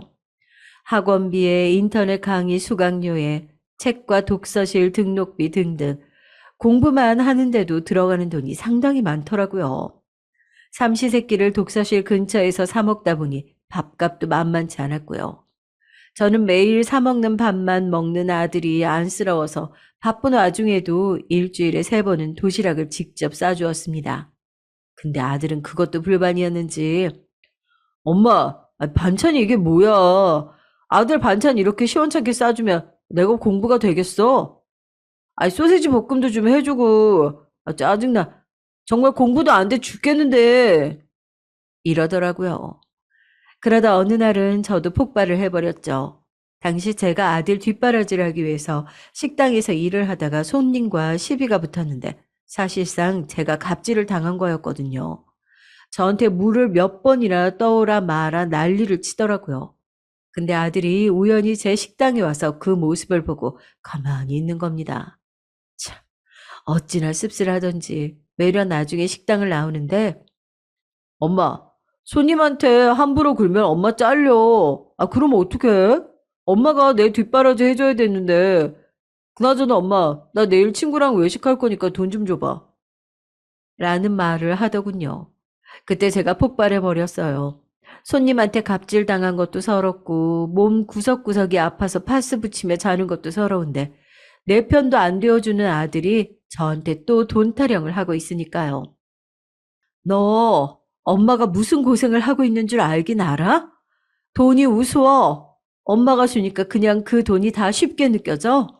아니야. 엄마 피눈물 흘리며 버는 거라고. 근데 그제야 아들은 좀 정신이 드는지 덜컥 제게 미안하다고 하더라고요. 자기가 그냥 한 말인데 자기도 아까 속상했다며 애교 아닌 애교를 피우는데 넘어가 주었답니다. 그러면서 내일부터 공부 열심히 하겠다고 그래서 호강시켜 드리겠다고 하더라고요. 호강은 됐고 너 팔자나 피고 살면 그만이야. 엄만 그거면 됐어. 아니야. 내가 엄마 꼭 잘 살게 해줄 거야. 내가 회계사만 돼봐. 엄마 식당 일 안 해도 돼. 이제 내가 다달이 용돈 붙여줄 거니까. 말이라도 그 말이 한편으론 고마웠네요. 자식이 해주는 말이라서 그랬나 봐요. 하지만 역시나 사짜 직업이다 보니 쉬운 게 아니더군요. 아들은 결국 합격의 문턱을 넘기지 못한 채 3년간 수험 생활을 마쳤어요. 그리고 아들은 눈을 낮춰 그냥저냥한 회사에 취업을 했습니다. 한편 아들이 고시생 생활을 하는 동안 딸은 졸업을 하고 전공과 관련 없는 직종에 취업을 했어요. 전공을 살리려니 취업을 하기가 쉽지 않더라고요. 그래서 매일매일 퇴근하고 집에 와선 일하기 싫다고 투덜거리기만 했죠. 어찌됐든 두 아이가 모두 취업을 하자 정신없이 앞만 보고 달려왔던 저의 삶에도 여유가 찾아왔습니다. 이제는 저도 남들처럼 퇴근 후에 모임도 가져보고 주말에는 나들이도 할 수 있을 정도의 여유가 생겼어요. 그래서 아이들을 낳은 후 처음으로 비싼 화장품도 사보고 나이에 맞는 예쁘고 단정한 옷도 사 입었습니다. 그동안 고생한 저를 위해 이 정도는 해주고 싶었어요. 그리고 미용실에 가서 머리 스타일도 바꿔봤습니다. 미용실에 가기 전 거울로 머리를 비춰보니 저도 모르는 새에 새치가 많이 났더라고요. 어느새 저도 나이를 먹었음을 실감했습니다. 그리고 저는 그제서야 한 푼 두 푼 돈을 모을 수 있게 됐어요. 그전에는 남는 돈이 없어서 적금도 들지 못했었거든요. 나중에 아이들 결혼할 때 조금이라도 보탬이 되고 싶어서 할 수 있는 한 모으려고 노력했습니다. 그런데 얼마 지나지 않아 친정 아버지가 돌아가시게 됐어요.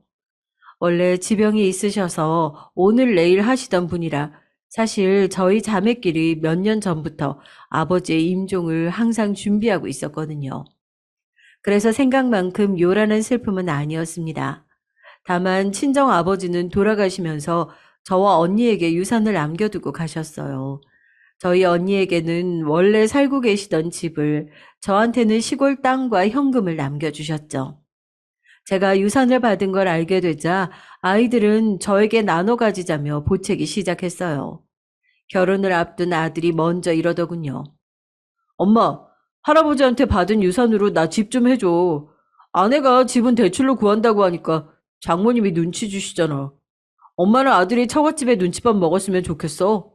엄마도 예비 며느리 마음에 든다며, 응?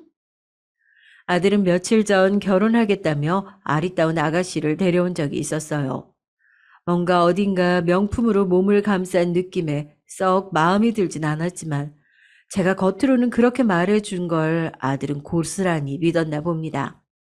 하지만 어쨌건 저는 보채는 아들에게 이렇게 말했어요.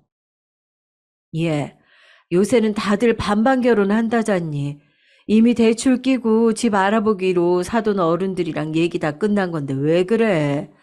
할아버지 유산은 나중에 나 죽을 때 너희들한테 물려줄 거니까 지금은 안 돼. 아, 엄마, 반반 결혼은 없는 집 자식들이나 그렇게 하는 거고, 엄만 돈도 있으면서 왜 안 해준다는 거야? 아, 남자 체면 구겨지게 하네, 정말. 저는 아들의 말에 한숨을 내쉬었어요. 어쩜 나이를 먹어도 저리 철이 없을까요? 저한테 돈 맡겨놓은 것도 아니고 말이죠. 그리고 아들만 일했으면 얼마나 다행이었을까요? 딸아이까지 저한테 매달리고 졸라댔습니다. 엄마, 나는 피아노 학원 차려줘. 나 맨날 회사에서 팀장님한테 구박받고 진짜 다니기 싫단 말이야. 내 친구 수경이는 엄마가 학원 차려줘서 고상하게 애들이나 가르치면서 사는데, 난 이게 뭐야? 난 결혼할 생각 없으니까 집이고 뭐고 그냥 피아노 학원 차려줘, 응? 아이들이 며칠 동안 계속 저를 들들 볶는 탓에 결국 지쳐버린 저는 아이들 말을 들어주기로 했어요. 아들에게는 조그만 아파트를 하나 얻어주고 딸아이에게는 아파트 단지에 피아노 학원을 차려주기로 했죠. 대신 명의는 제 명의로 하고요. 명의까지 달라고 우겨대는 거 그것만은 양보 못한다고 했습니다. 어차피 나 죽을 때 다 넘겨주고 갈 거라고 하면서요. 아이들은 빈정이 상한 것 같았지만 일단 전 이렇게라도 해서 아이들 기강을 바로잡으려고 했어요. 명의를 넘겨주는 순간 제 몫을 하지 못하고 빈둥대며 살 게 뻔했거든요. 그리고 1년 뒤 아들은 결혼해서 그 집에 살면서 아이를 낳았고 딸은 동네 유치원생, 초등생 학생들을 가르치는 피아노 학원 원장이 되어 있었습니다. 피아노 학원은 그렇게 막 잘 되는 건 아니었지만 그래도 점점 자리를 잡아가고 있는 것 같았어요. 그렇게 아이들에게 집과 학원을 해주고 나자 남은 유산은 얼마 되지 않았습니다. 노후 대비로 턱없이 모자랐죠. 그래서 저는 한 살이라도 젊을 때 더 벌기 위해 계속 일을 할 수밖에 없었어요. 그리고 작년 제가 환갑을 맞이한 해였죠. 세월이 흘러 어느새 늙어버린 저는 벌써 환갑이 되어버렸네요.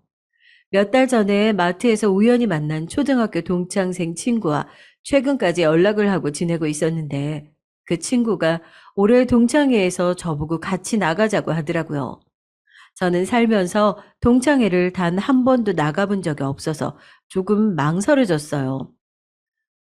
아, 네. 그러니까 그런 데를 한 번도 안 가봐서 아휴, 벌써 50년이나 흘렀는데 가봤자 누가 누군지 못 알아볼 거 아니야.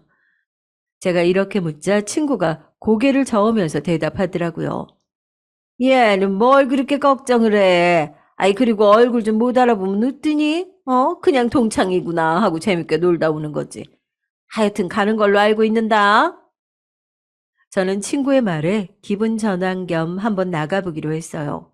그리고 오랜만에 동창들을 만난다는 생각에 들떠가지고 있는 옷 중에 가장 예쁜 옷을 골라 입고 모임 장소에 나가게 됐습니다. 막상 가보니 어렸을 적 얼굴이 문득 보이는 친구들이 몇 명 있더라고요. 나이 들어 살도 찌고 주름살이 생기긴 했지만 이목구비가 그대로인 친구들을 보니까 너무 신기하더라고요. 그리고 저는 친구를 따라서 빈자리에 앉았습니다. 제가 앉은 테이블에는 남자 동창 한 명이 고기를 굽고 있었어요. 저는 누구인지 몰라도 일단 반갑게 아는 척을 했죠. 그런데 고기를 굽던 그 동창이 저에게 먼저 인사를 하려고 고개를 들자 저는 깜짝 놀라고 말았습니다. 그 진한 눈썹과 또렷한 눈매를 보고 말이죠. 그는 바로 제가 초등학교 시절 짝사랑했던 남학생이었어요. 그 남자를 보자 어릴 적 추억이 새록새록 떠올랐습니다. 국민학교 6학년 때 반장이었던 그는 또렷한 이목구비 때문에 반에서 인기가 많았어요. 공부도 잘하고 선생님들한테 이쁨 받는 우등생이었죠. 저는 잘생긴 얼굴 때문도 있었지만 또래 남자아이들과 달리 또박또박 글씨를 예쁘게 쓰는 그 아이의 모습에 반해서 좋아하는 마음을 가지게 됐고요. 하지만 수줍음이 많았던 저는 그 아이에게 제 마음을 표현할 수가 없었어요. 결국 졸업식 날 아쉬운 마음에 그 아이에게 손편지 한 장을 주고 떠난 게 다였죠. 그 후로는 중학교를 서로 다른 곳에 가서 더 이상 볼 수 없었어요. 정말 순수했던 시절의 얘기네요. 제가 그에게 너 동석이 아니니? 라고 하자 그도 저를 알아보더라고요. 항상 있는 듯 없는 듯 조용했던 저라서 못 알아볼 줄 알았는데 한 번에 알아보니까 내심 기분이 좋았습니다. 그리고 우리는 맛있게 고기를 구워 먹으며 지난날의 회포를 풀었어요. 우리는 그동안 어떻게 지내왔는지 서로 얘기를 해주었어요. 동창이 그래서 동창인 건지, 같은 학교를 나왔다는 것만으로도 마음이 풀리는 건지, 처음엔 부담스럽기도 하고 어색하기도 했지만 어느새 술술 말이 트이기 시작했습니다. 그 친구가 먼저 말을 해주더군요. 자기는 20대 후반 결혼하려던 여자가 있었지만 집안의 반대로 헤어진 후 쭉 혼자 지냈다고 하더군요. 젊을 때는 별 생각 없었는데 나이 먹고 보니 혼자만 처자식도 없이 쓸쓸한 처지인 것 같아서 가끔 외로울 때가 있다고 하더라고요. 그래도 일에만 집중해서 그런지 아주 번듯한 사업체를 하나 갖고 있다고 했습니다. 나중에 친구들에게 들으니까 그 말은 정말이지 사실이었어요. 갖고 있는 재산도 아주 많고 동창들 중에선 제일 잘 나간다며 그런 말을 하더라고요. 그 이후 저는 그와 자주 연락하는 사이가 됐죠. 이 나이에 마음이 잘 통하는 친구를 만나 맛있는 것도 같이 먹으러 가고 바람 쐬러 가고 즐거운 한때를 보냈습니다. 그리고 어느샌가 마음속에 은은한 불씨가 타오르는 것을 느꼈고 그렇게 우리는 서로 사랑하는 사이가 됐어요. 그러면서 제 이야기도 고백할 수 있게 됐습니다. 남편의 손찌검으로 인해 이혼한 이야기, 그리고 아들, 딸을 키우고 아이들이 벌써 성인이 된 이야기들을 해주었죠. 막상 학창 시절에는 쑥스러워서 말도 잘 못 붙였었는데 나이가 들어 다시 만나니까 그렇게 대화가 잘 통할 수가 없더라고요. 그리고 우리는 모임이 끝나고 다음 날을 기약하며 헤어졌습니다. 하지만 저는 요즘 만나는 사람이 있다는 것을 아이들한테는 말하지 않았어요. 괜히 나이 먹고 주책이라고 생각할 것 같기도 하고 나중에 재혼을 결심하게 되면 그때 아이들에게 알려야겠다고 생각했습니다. 그리고 저는 그와 행복한 시간을 보냈고요. 환갑의 나이에 사랑이 찾아올 거라고는 상상도 못했는데 이 나이에도 소녀처럼 가슴이 설레더군요. 인간 말종이었던 전 남편과는 다르게 그는 정말 자상하고 진중한 남자였어요. 주름이 자글자글한 제 얼굴을 항상 예쁘다고 아름답다고 해주는 사람이었습니다. 저를 항상 소중하게 대해주는 그의 모습에 하루하루 더 그를 사랑하게 됐어요. 전 남편과의 결혼 생활에서는 한 번도 받아본 적 없는 공주 대접을 이 나이 먹고서 받아봤네요. 그런데 어느 날 그이가 제 손을 잡고 걷다가 그러더라고요. 거창하게 결혼식 같은 건 싫다고 했으니 소박하게 우리끼리 살림을 합치는 게 어떻겠냐고요.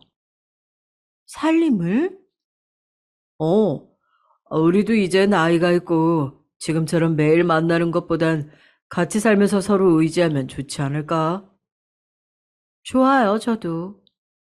덤덤히 고백해오는 그이의 말에 전 그러자 했습니다. 한치의 망설임도 없었던 것 같아요. 감정이고 뭐고 사가 달았다고만 생각했는데 이렇게 좋은 시절을 떠올려주게 하는 사람 다시 못 만날 것 같았거든요. 대신 아이들에겐 말해야겠다 여겨서 한자리에 불러 모으려고 했어요. 그런데 그 당시 아들 내외는 아이 키우느라 바빠서 얼굴 보기 힘들었고 딸아이는 자기 생활하느라 바쁜 애여서 제가 누구와 어디서 뭘 하고 다니는지 아무도 신경 쓰는 사람이 없었습니다. 그래서 저에게 만나는 사람이 있다는 것을 아이들이 눈치채지 못했어요. 엄마랑 밥 한 끼 하자. 엄마가 할 말이 있어서 그래. 나 요즘에 바쁜데 또 뭔데 그래. 만나보면 알아. 아우, 나 바빠. 나중에 엄마 뭐 부탁할 거 있으면 옆집에 하거나 해. 그래서 어째 만나자고 하면 바쁘다며 계속 튕기더라고요. 딸아이도 마찬가지였어요. 자식이 둘인데 어째 살가운 자식이 하나 없는 게 그 순간 서글펐죠. 그런데 어느 주말 그이와 근교에 드라이브를 하다가 경치 좋은 커피숍에 있어서 들어갔다가 작은 일이 생겼습니다. 차를 시켜놓고 창밖 풍경을 즐기며 도란도란 이야기를 나누고 있었죠. 그런데 그때 커피숍 안쪽으로 아들 부부가 아이를 안고 들어오는 거 아니겠어요? 저는 당황한 나머지 고개를 돌리고 못 본 척했지만 아들이 먼저 저를 알아보고 말았습니다. 아들은 아이를 아는 채로 성큼성큼 걸어와서 저와 그를 몇 번이나 번갈아 가며 쳐다보더라고요. 그러더니 묻더군요. 엄마, 이 아저씨는 누구야? 저는 어떻게 대답해야 할지 몰라서 머뭇거리다가 이렇게 대답했어요. 왜 그랬는지 모르겠지만 막상 말 꺼내기가 조심스러웠던 것 같았어요. 아, 엄마 친구야. 엄마 동창. 아들은 의심스러운 눈초리로 노려보더니 말했습니다. 친구? 엄마가 남자인 친구도 있었어? 그리고 무슨 친구랑 이런 데를 놀러 다녀? 저는 버릇없이 말하는 아들을 애써 말려봤죠. 그런데 그는 전혀 기분 나쁜 기색도 없이 웃으면서 대답하더군요. 아, 해숙이 아들이구나. 반갑습니다. 엄마를 닮아서 그런가 미남이시네. 저는 어머님하고 친한 친구 정도로 생각해주면 고맙겠어요. 그이는 제 눈치를 보더니 일단 대강 그 정도로 둘러댔습니다. 아들은 믿지 않는 듯 했지만 아이가 칭얼거리는 바람에 얘기를 더 못하고 나가버렸죠. 그리고 마음이 불편해진 저는 일찍 그와 헤어지고 집에 돌아갔습니다. 저는 이제 슬슬 아이들에게 이제 진짜로 말하겠다고 생각했죠. 안 그래도 요즘 그이와 재혼에 대해서 진지하게 이야기를 나누던 중이었거든요. 정확한 시기와 구체적인 계획은 아직 확정되지 않았지만 앞으로 재혼해서 남은 여생을 함께 하자는 뜻도 서로 일치했거든요. 언제 살림을 합칠지도 정했고요. 그리고 얼마 안 가 주말에 그이와 1박 2일로 놀러간 펜션에서 정식으로 프로포즈를 받았습니다. 사실 우리 때 프로포즈고 뭐고 이런 게 있었나요? 그냥 나이 차고 때 되면 결혼하는 거였죠. 그런데 분위기 좋은 곳에서 무릎을 꿇고 진심을 전하는 그의 말에 저는 감동해서 그만 아이처럼 눈물을 흘리고 말았어요. 이 사람이 바로 나의 운명의 동반자다라는 확신이 들었거든요. 그리고 저는 그와 즐거운 시간을 보내고 집으로 돌아왔습니다. 근데 일이 생긴 거죠. 그러고 돌아와 보니 딸아이가 웬일로 밖에 안 나가고 집에 있더라고요. 딸아이는 제 손에 들려있는 꽃다발을 보더니 추궁하기 시작했습니다.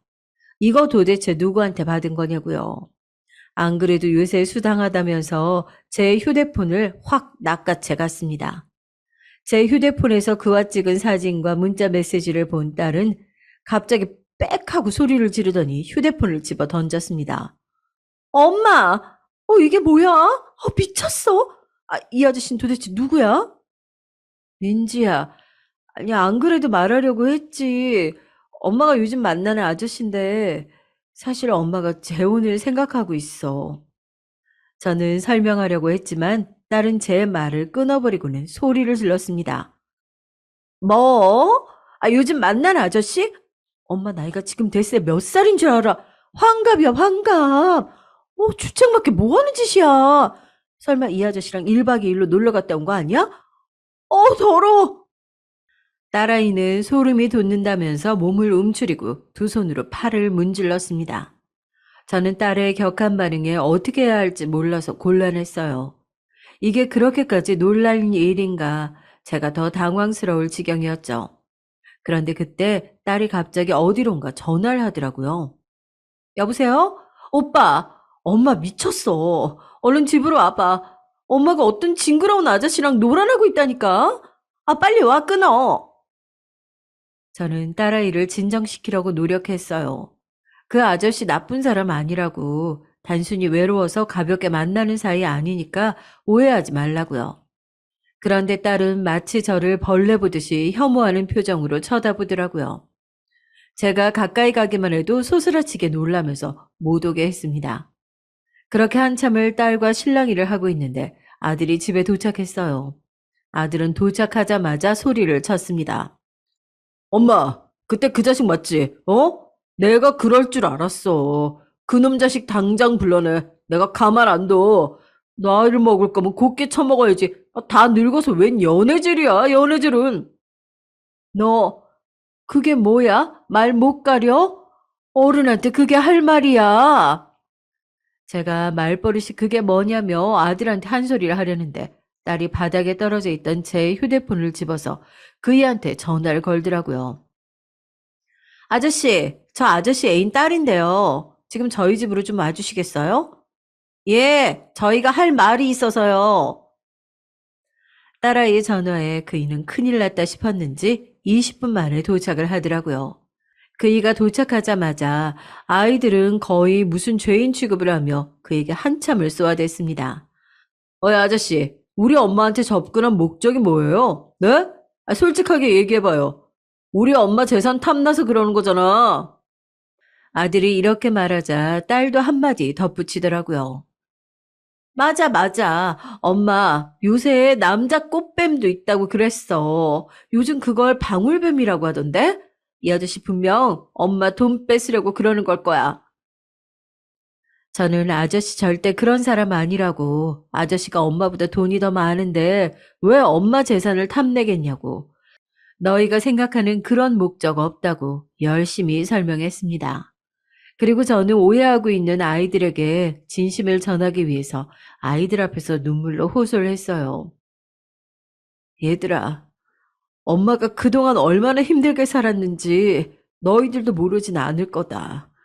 돈도 안 벌고 바람이나 피우면서 매일 술 먹고 나 때리는 니들 아빠랑 사느라고 내 가슴에 피멍이 얼마나 들었는지 몰라. 그리고 내가 혼자서 너희들 뒷바라지 하느라고 밤낮 없이 일해가며 내 청춘 너희한테 다 바쳤단다. 엄마는 그동안 엄마로서의 인생밖엔 없었어. 정말 아등바등하면서 살았어. 김혜숙이라는 내 인생은 없었다고. 그런데 옆에 있는 아저씨가 엄마한테 김혜숙으로서의 삶을, 여자로서의 삶을 알게 해줬어. 엄마도 이제 너희들 다 키워놨으니까 이제는 나도 내 이름으로 살고 싶어. 이해 좀 해주면 안 되겠니? 근데 제가 눈물로 호소하는 동안 조용히 듣기만 하던 아이들은 제 얘기가 끝나기 무섭게 저를 비난하기 시작했습니다. 엄마 뭐? 엄마 이름으로 인생? 엄마, 가서 거울 좀 봐. 다 늙어서 무슨 주책이야. 엄마가 무슨 이팔 청춘인 줄 알아? 엄마, 남자 없으면 못 살아? 아니, 나이 먹고 왜 남자를 만나고 그래? 엄마 그렇게 밝히는 사람이었어? 진짜 지금 이 얘기하면서도 나 너무 소름 끼쳐. 딸아이가 마치 저를 문란한 사람인 것처럼 몰아가면서 원색적인 비난을 하더군요. 제가 해명하려고 하는 찰나 아들이 또 소리쳤습니다. 엄마, 그렇게 남자가 좋아? 어? 동네 창피해서 정말. 엄마가 저 아저씨랑 그렇게 붙어 먹으면 내가 창피해서 어떻게 얼굴을 들고 다니냐고. 어디 가서 우리 하영 할머니라고 말도 꺼내지 마. 어? 그리고 우리 때문에 고생했다고? 아니, 그 정도는 다른 엄마들 다 하는 거야. 엄마가 자식을 낳았으면 엄마가 책임을 져야지. 내가 언제 엄마 보고 낳아달라고 그랬어? 저는 아이들의 막말에 충격받아 대꾸할 말도 잊어버렸어요. 그러자 그이가 나서서 전부 다 오해라고 설명했습니다. 진지하게 재혼 생각하고 있고 너희들이 반대한다면 받아줄 때까지 기다리겠다면서요. 하지만 아이들은 저희의 진심을 알아주려고 하지 않았고 안 좋은 쪽으로만 생각을 하더라고요. 아들은 그이에게 삿대질을 하며 말했습니다. 아저씨, 제발 소름 끼치니까 말 걸지 마세요, 네? 우리 엄마를 어떻게 꼬셨는지 몰라도 절대 안 넘어가니까 개수작 그만 부리시는 게 좋을 거예요. 에? 지금 제가 살고 있는 집 내가 명의 받기로 했으니까 눈독 들이지 말고 꺼지세요. 아들은 계속 그 일을 돈 보고 접근한 사기꾼으로만 생각하더라고요. 그리고 딸도 마찬가지였습니다. 맞아, 엄마. 아니면 오빠 집이랑 내 학원을 다 우리 명의로 돌려주면 그때 다시 생각해 볼게. 그리고 엄마 남은 재산도 우리한테 미리 물려줘. 솔직히 엄마가 저 아저씨랑 살다가 아저씨한테 재산 홀랑 다 줘버리면 우리 어떡해? 아, 원래 우리 건데 저 아저씨한테 뺏기면 억울하잖아. 그러니까 우리 재산 빨리 내놔. 그리고 혹시 우리 몰래 갖고 있는 재산 있으면 싹싹 긁어주고. 저는 돈 타령만 하는 아이들 앞에 어이가 없어서 헛웃음이 나왔습니다. 어처구니가 없더군요. 결국 그놈의 돈, 내가 어떤 마음으로 누굴 만나는지에 대해 전혀 관심 없고 그저 자기들 먹고 살 궁리뿐이었어요. 어쩜 일이 일관되게 이기적일 수 있을까요? 기함을 토할 지경이었습니다. 순간 내가 자식 교육을 어떻게 한 걸까 후회되면서 그이에게도 부끄러워지더라고요. 솔직히 말해 아이들 뺨이라도 올려붙이고 싶은 심정이었습니다. 너희들 나한테 돈 맡겨놨니? 어쩜 엄마가 이렇게 얘기를 하는데도 돈 타령만 할 수 있어. 그러고도 너희들이 자식이야? 이러자 아들이 확 짜증을 내더라고요. 아이씨, 어차피 우리한테 줄 거였잖아. 어차피 줄 거 미리 달라는데 뭐가 문제야? 그리고 엄마가 그거라도 안 해주면 우리한테 해줄 게 뭐가 있는데. 엄마 말대로 엄마 인생 살더라도 줄 건 주고 가야 될 거 아니야. 아, 조용히 명의 넘겨받는 날만 기다리고 있었는데 저 아저씨가 초치나 진짜. 저는 아들의 말에 폭 빨아버리고 말았습니다. 그놈의 돈. 돈이 없어서 그 고생을 했던 지난 30여 년의 세월이 주마등처럼 머리에 스쳐 지나갔어요. 내가 지들 먹여 살리려고 그렇게 쎄빠지게 일하고 지들을 얼마나 지극정성으로 뒷바라지 했는데 엄마 인생이고 뭐고 돈만 내놓으라고 하는 아들의 행태에 그만 질려버리고 말았습니다. 저는 자리에서 일어나 아들, 딸의 머리끄댕이를 잡고 일으켜 세웠어요. 그리고선 발버둥 치는 아이들의 등을 있는 힘껏 떠밀어 현관 밖으로 내동쟁이 쳤죠. 아이들은 엄마 뭐 하는 짓이냐라며 발악을 했죠. 저는 현관문을 쾅 닫으면서 아이들에게 소리쳤습니다. 내가 다시는 너희들 안 볼 테니까 썩 꺼지라고. 아이들은 현관문을 두드리며 난리를 쳤지만 저는 아랑곳하지 않았어요. 그리고 이 모든 것을 지켜보고 있던 그이는 말없이 저를 안아주었습니다. 가족 간의 일이라 많이 나서주지 못해 미안하다면서요. 저는 그이의 품에 안겨 한참을 울었어요. 그리고 저는 아이들에게 너무나도 큰 배신감을 느낀 나머지 모든 물리적 지원을 끊기로 했습니다. 집에 있던 딸의 짐을 모두 문 밖에 던져놓고 현관 비밀번호를 바꿔버렸어요. 그리고 아들이 살고 있는 집과 딸의 피아노 학원을 모두 부동산에 내놓았죠. 매물을 보러 온 손님들 때문에 그 사실을 알게 된 아들과 딸은 저에게 전화를 해서 막말을 일삼았습니다. 엄마, 그러고도 엄마가 잘 살 수 있을 것 같아? 자식 손주 길거리에 내앉으라는 거지 지금? 아주 남자에게 정신 팔려가지고 머리가 확 돌아버린 거 아니야? 아니, 혹시 치매라도 걸린 거 아니야? 엄마, 학원 내놓으면 나보고 어쩌라는 거야? 엄마 내가 굶어 죽었으면 좋겠어? 진짜 너무한다, 너무해. 그깟 돈 아까워서 나한테 이러는 거야, 지금? 저는 아이들의 전화에 대답도 하지 않고 끊어버렸어요. 어린 나이도 아니고 둘 다 30대 성인인데 정신머리가 제대로 박힌 인간이라면 지들이 알아서 깨우치겠죠. 그이는 그래도 애들 살 집 한 칸에 있어야 되는 거 아니냐 했지만 저는 이미 독하게 마음먹은 상태였습니다. 여태까지 제가 아이들을 위해 희생한 거 생각하면 밤마다 우라통이 터져 잠을 잘 수가 없었어요. 내가 저런 것들도 자식이라고 내 한 몸 불살라가면서 키웠다니. 이제는 자식 없다고 생각하고 저만 생각하고 살 거라고 생각했습니다. 거머리처럼 피만 쪽쪽 빨아먹는 자식들은 없는 이만 못하니까요. 그 이후로 아이들은 툭 하면 집에 찾아와 현관문을 부술 듯이 두드렸지만 저는 한 번도 문을 열어주지 않았어요. 그런데 제가 이렇게 강경하게 나오니까 이젠 저 자세로 깨갱되더라고요. 자기가 잘못했다느니 앞으로 잘하겠다느니 믿기지도 않는 말들을 쭉쭉 늘어놓는데 귀에 들어오지도 않았습니다. 그런데 이 모습을 지켜보던 그이 혼인신고를 했으니 남편으로 호칭을 바꿀게요. 남편이 자기가 아무래도 나서는 게 좋겠다며 조용히 아들과 딸을 만나보겠다고 했어요. 당신이? 내가 알아서 할 테니까 이제부터 나서지 마. 당신 충분히 힘들었잖아. 무거운 얼굴로 나간 남편은 무슨 말을 한 건지 아들과 딸을 불러놓고 단단히 단도리를 시킨 모양이었습니다. 갑자기 아들과 딸이 잠잠해지더니 연락을 싹 끊더라고요. 알고 보니 남편이 제가 너무 힘들어하는 것 같아 이런 식으로 법적 절차를 밟겠다며 엄포를 놓았다더군요. 앞으로 니들 엄마 앞에 나타나면 나도 가만히 있지 않을 거다. 지금까진 네 엄마 얼굴 봐서 봐주고 넘어갔지만 이젠 나도 봐주고 싶지가 않구나.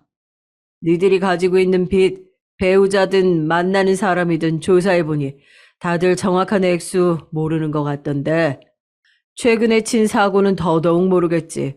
특히 민지 넌 이미 사채까지 썼던데 남자친구분이 알고 계시는 건가? 알면 아마 그 집안에서도 난리가 나겠지. 결혼까지 생각하는 것 같던데. 아, 아저씨, 그것만 안 돼요. 정말 안 돼요.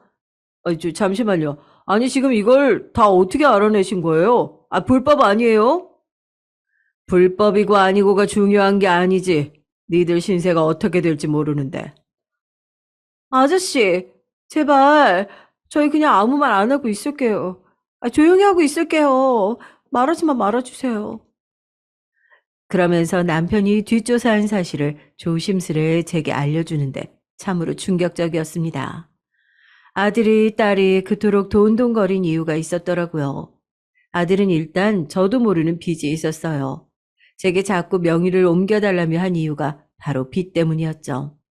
언제부턴지 모르겠지만 도박 중독으로 인해 상당한 빚을 안고 있었고 지금 그 때문에 몇 번 이혼 위기가 있었더라고요.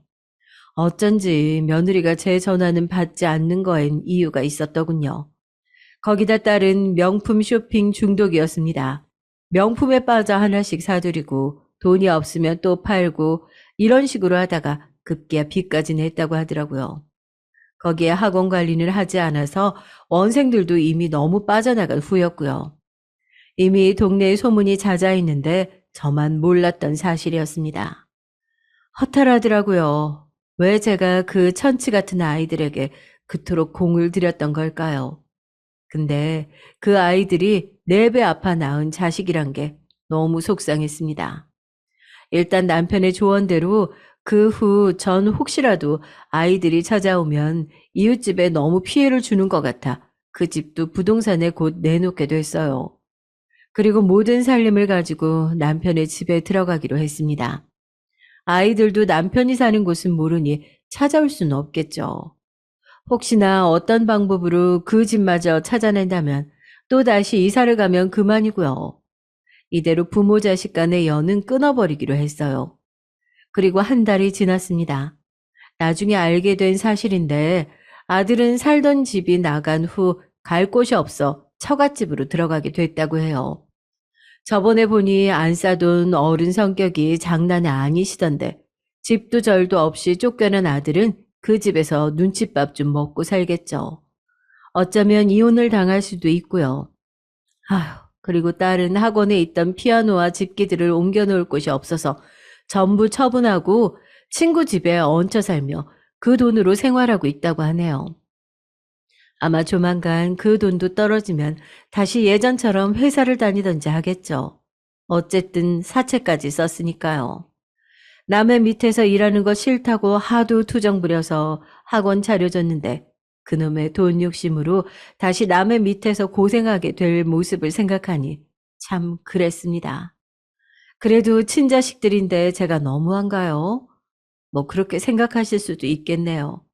하지만 제가 살아온 인생을 직접 겪어보셨다면 저의 마음 충분히 이해하실 거라고 생각합니다. 저는 정말 제 인생을 갈아 넣어 최선을 다했고 이제 더 이상의 의무는 없다고 생각해요. 이제 성인인데 지들 인생 지들이 알아서 살아야죠. 그리고 현재 저는 남편의 집에서 행복한 신혼생활을 보내고 있습니다. 남편은 조촐하게라도 결혼식을 올리자고 했지만 나이 먹어서 망가진 몸매에 드레스 입기도 좀 민망하기도 하고 굳이 동네방네 자랑할 필요는 없을 것 같아서 그냥 이대로 같이 살기로 했어요. 확실히 젊을 때 결혼했던 것과는 다르게 나이 들어 새로 결혼을 해보니 산전수전 겪은 게 많아서 그런지 너그러운 마음으로 서로 싸우지 않고 잘 지내게 되는 것 같습니다. 물론 남편이 워낙 저에게 잘해주고 성품이 좋아서 그런 것도 있지만요. 그저 해지는 저녁에 오붓하게 손잡고 저녁 노을을 함께 바라볼 수 있는 사람, 같이 늙어가는 처지에 아플 땐 서로 힘이 되어주고 기쁠 땐 마주보고 웃을 수 있는 사람이 곁에 있다는 사실이 너무나도 행복합니다. 이렇게 행복하게 몇십 년 더 살다가 가능하다면 한날 한시에 눈을 감고 싶은 게 제 마지막 소망입니다. 하지만 그건 제 욕심이겠죠? 갈 때 내가 먼저 가더라도 아니면 남편을 먼저 보내더라도 마지막 순간을 함께 할 수 있다는 것에 저는 만족합니다. 아, 그리고 아이들에 대한 저의 결심은 아직 변하지 않았어요. 남편은 조금만 더 두고 보고 용서해 주라고 하지만 저는 제 인생이 불쌍해서라도 그렇게 쉽게 용서할 수가 없을 것 같네요. 언젠가 아이들도 제 나이가 되면 그제서라도 제 마음을 이해할 수 있을까요? 만약 그렇게 된다면 그때는 용서할 수 있을지도요. 하지만 지금은 그저 제 인생에서 가장 행복한 이 시간을 충분히 즐기고 싶습니다. 이제 제가 왜 자식 농사를 망쳤다고 했는지 아시겠죠? 그저 할 수 있는 거 최대한 다 해주고 열심히만 키우면 되는 줄 알았는데 그게 아니더라고요. 사람이 무엇보다 인성이 가장 중요한 건데 저희 아이들은 그런 면에서 아주 글러먹은 거겠죠. 제가 아이들을 키우면서 뭘 잘못했길래 아이들이 저렇게 됐나 정말 알 수가 없었습니다. 저처럼 아이를 키워보신 여러분들의 생각이 궁금해요. 제가 자식을 버린 나쁜 엄마인가요? 욕을 먹어 마땅한가요? 아니면 황혼을 찾아온 사랑과 함께 제 삶을 되찾은 저를 응원해 주시겠나요? 저를 나쁜 엄마라고 욕하셔도 겸허히 받아들이겠습니다. 제가 한 선택이니까요. 그럼 여러분들도 인생의 중요한 순간에 항상 현명한 선택을 하시기 바라며 이야기를 마치도록 하겠습니다. 행복한 하루 되세요.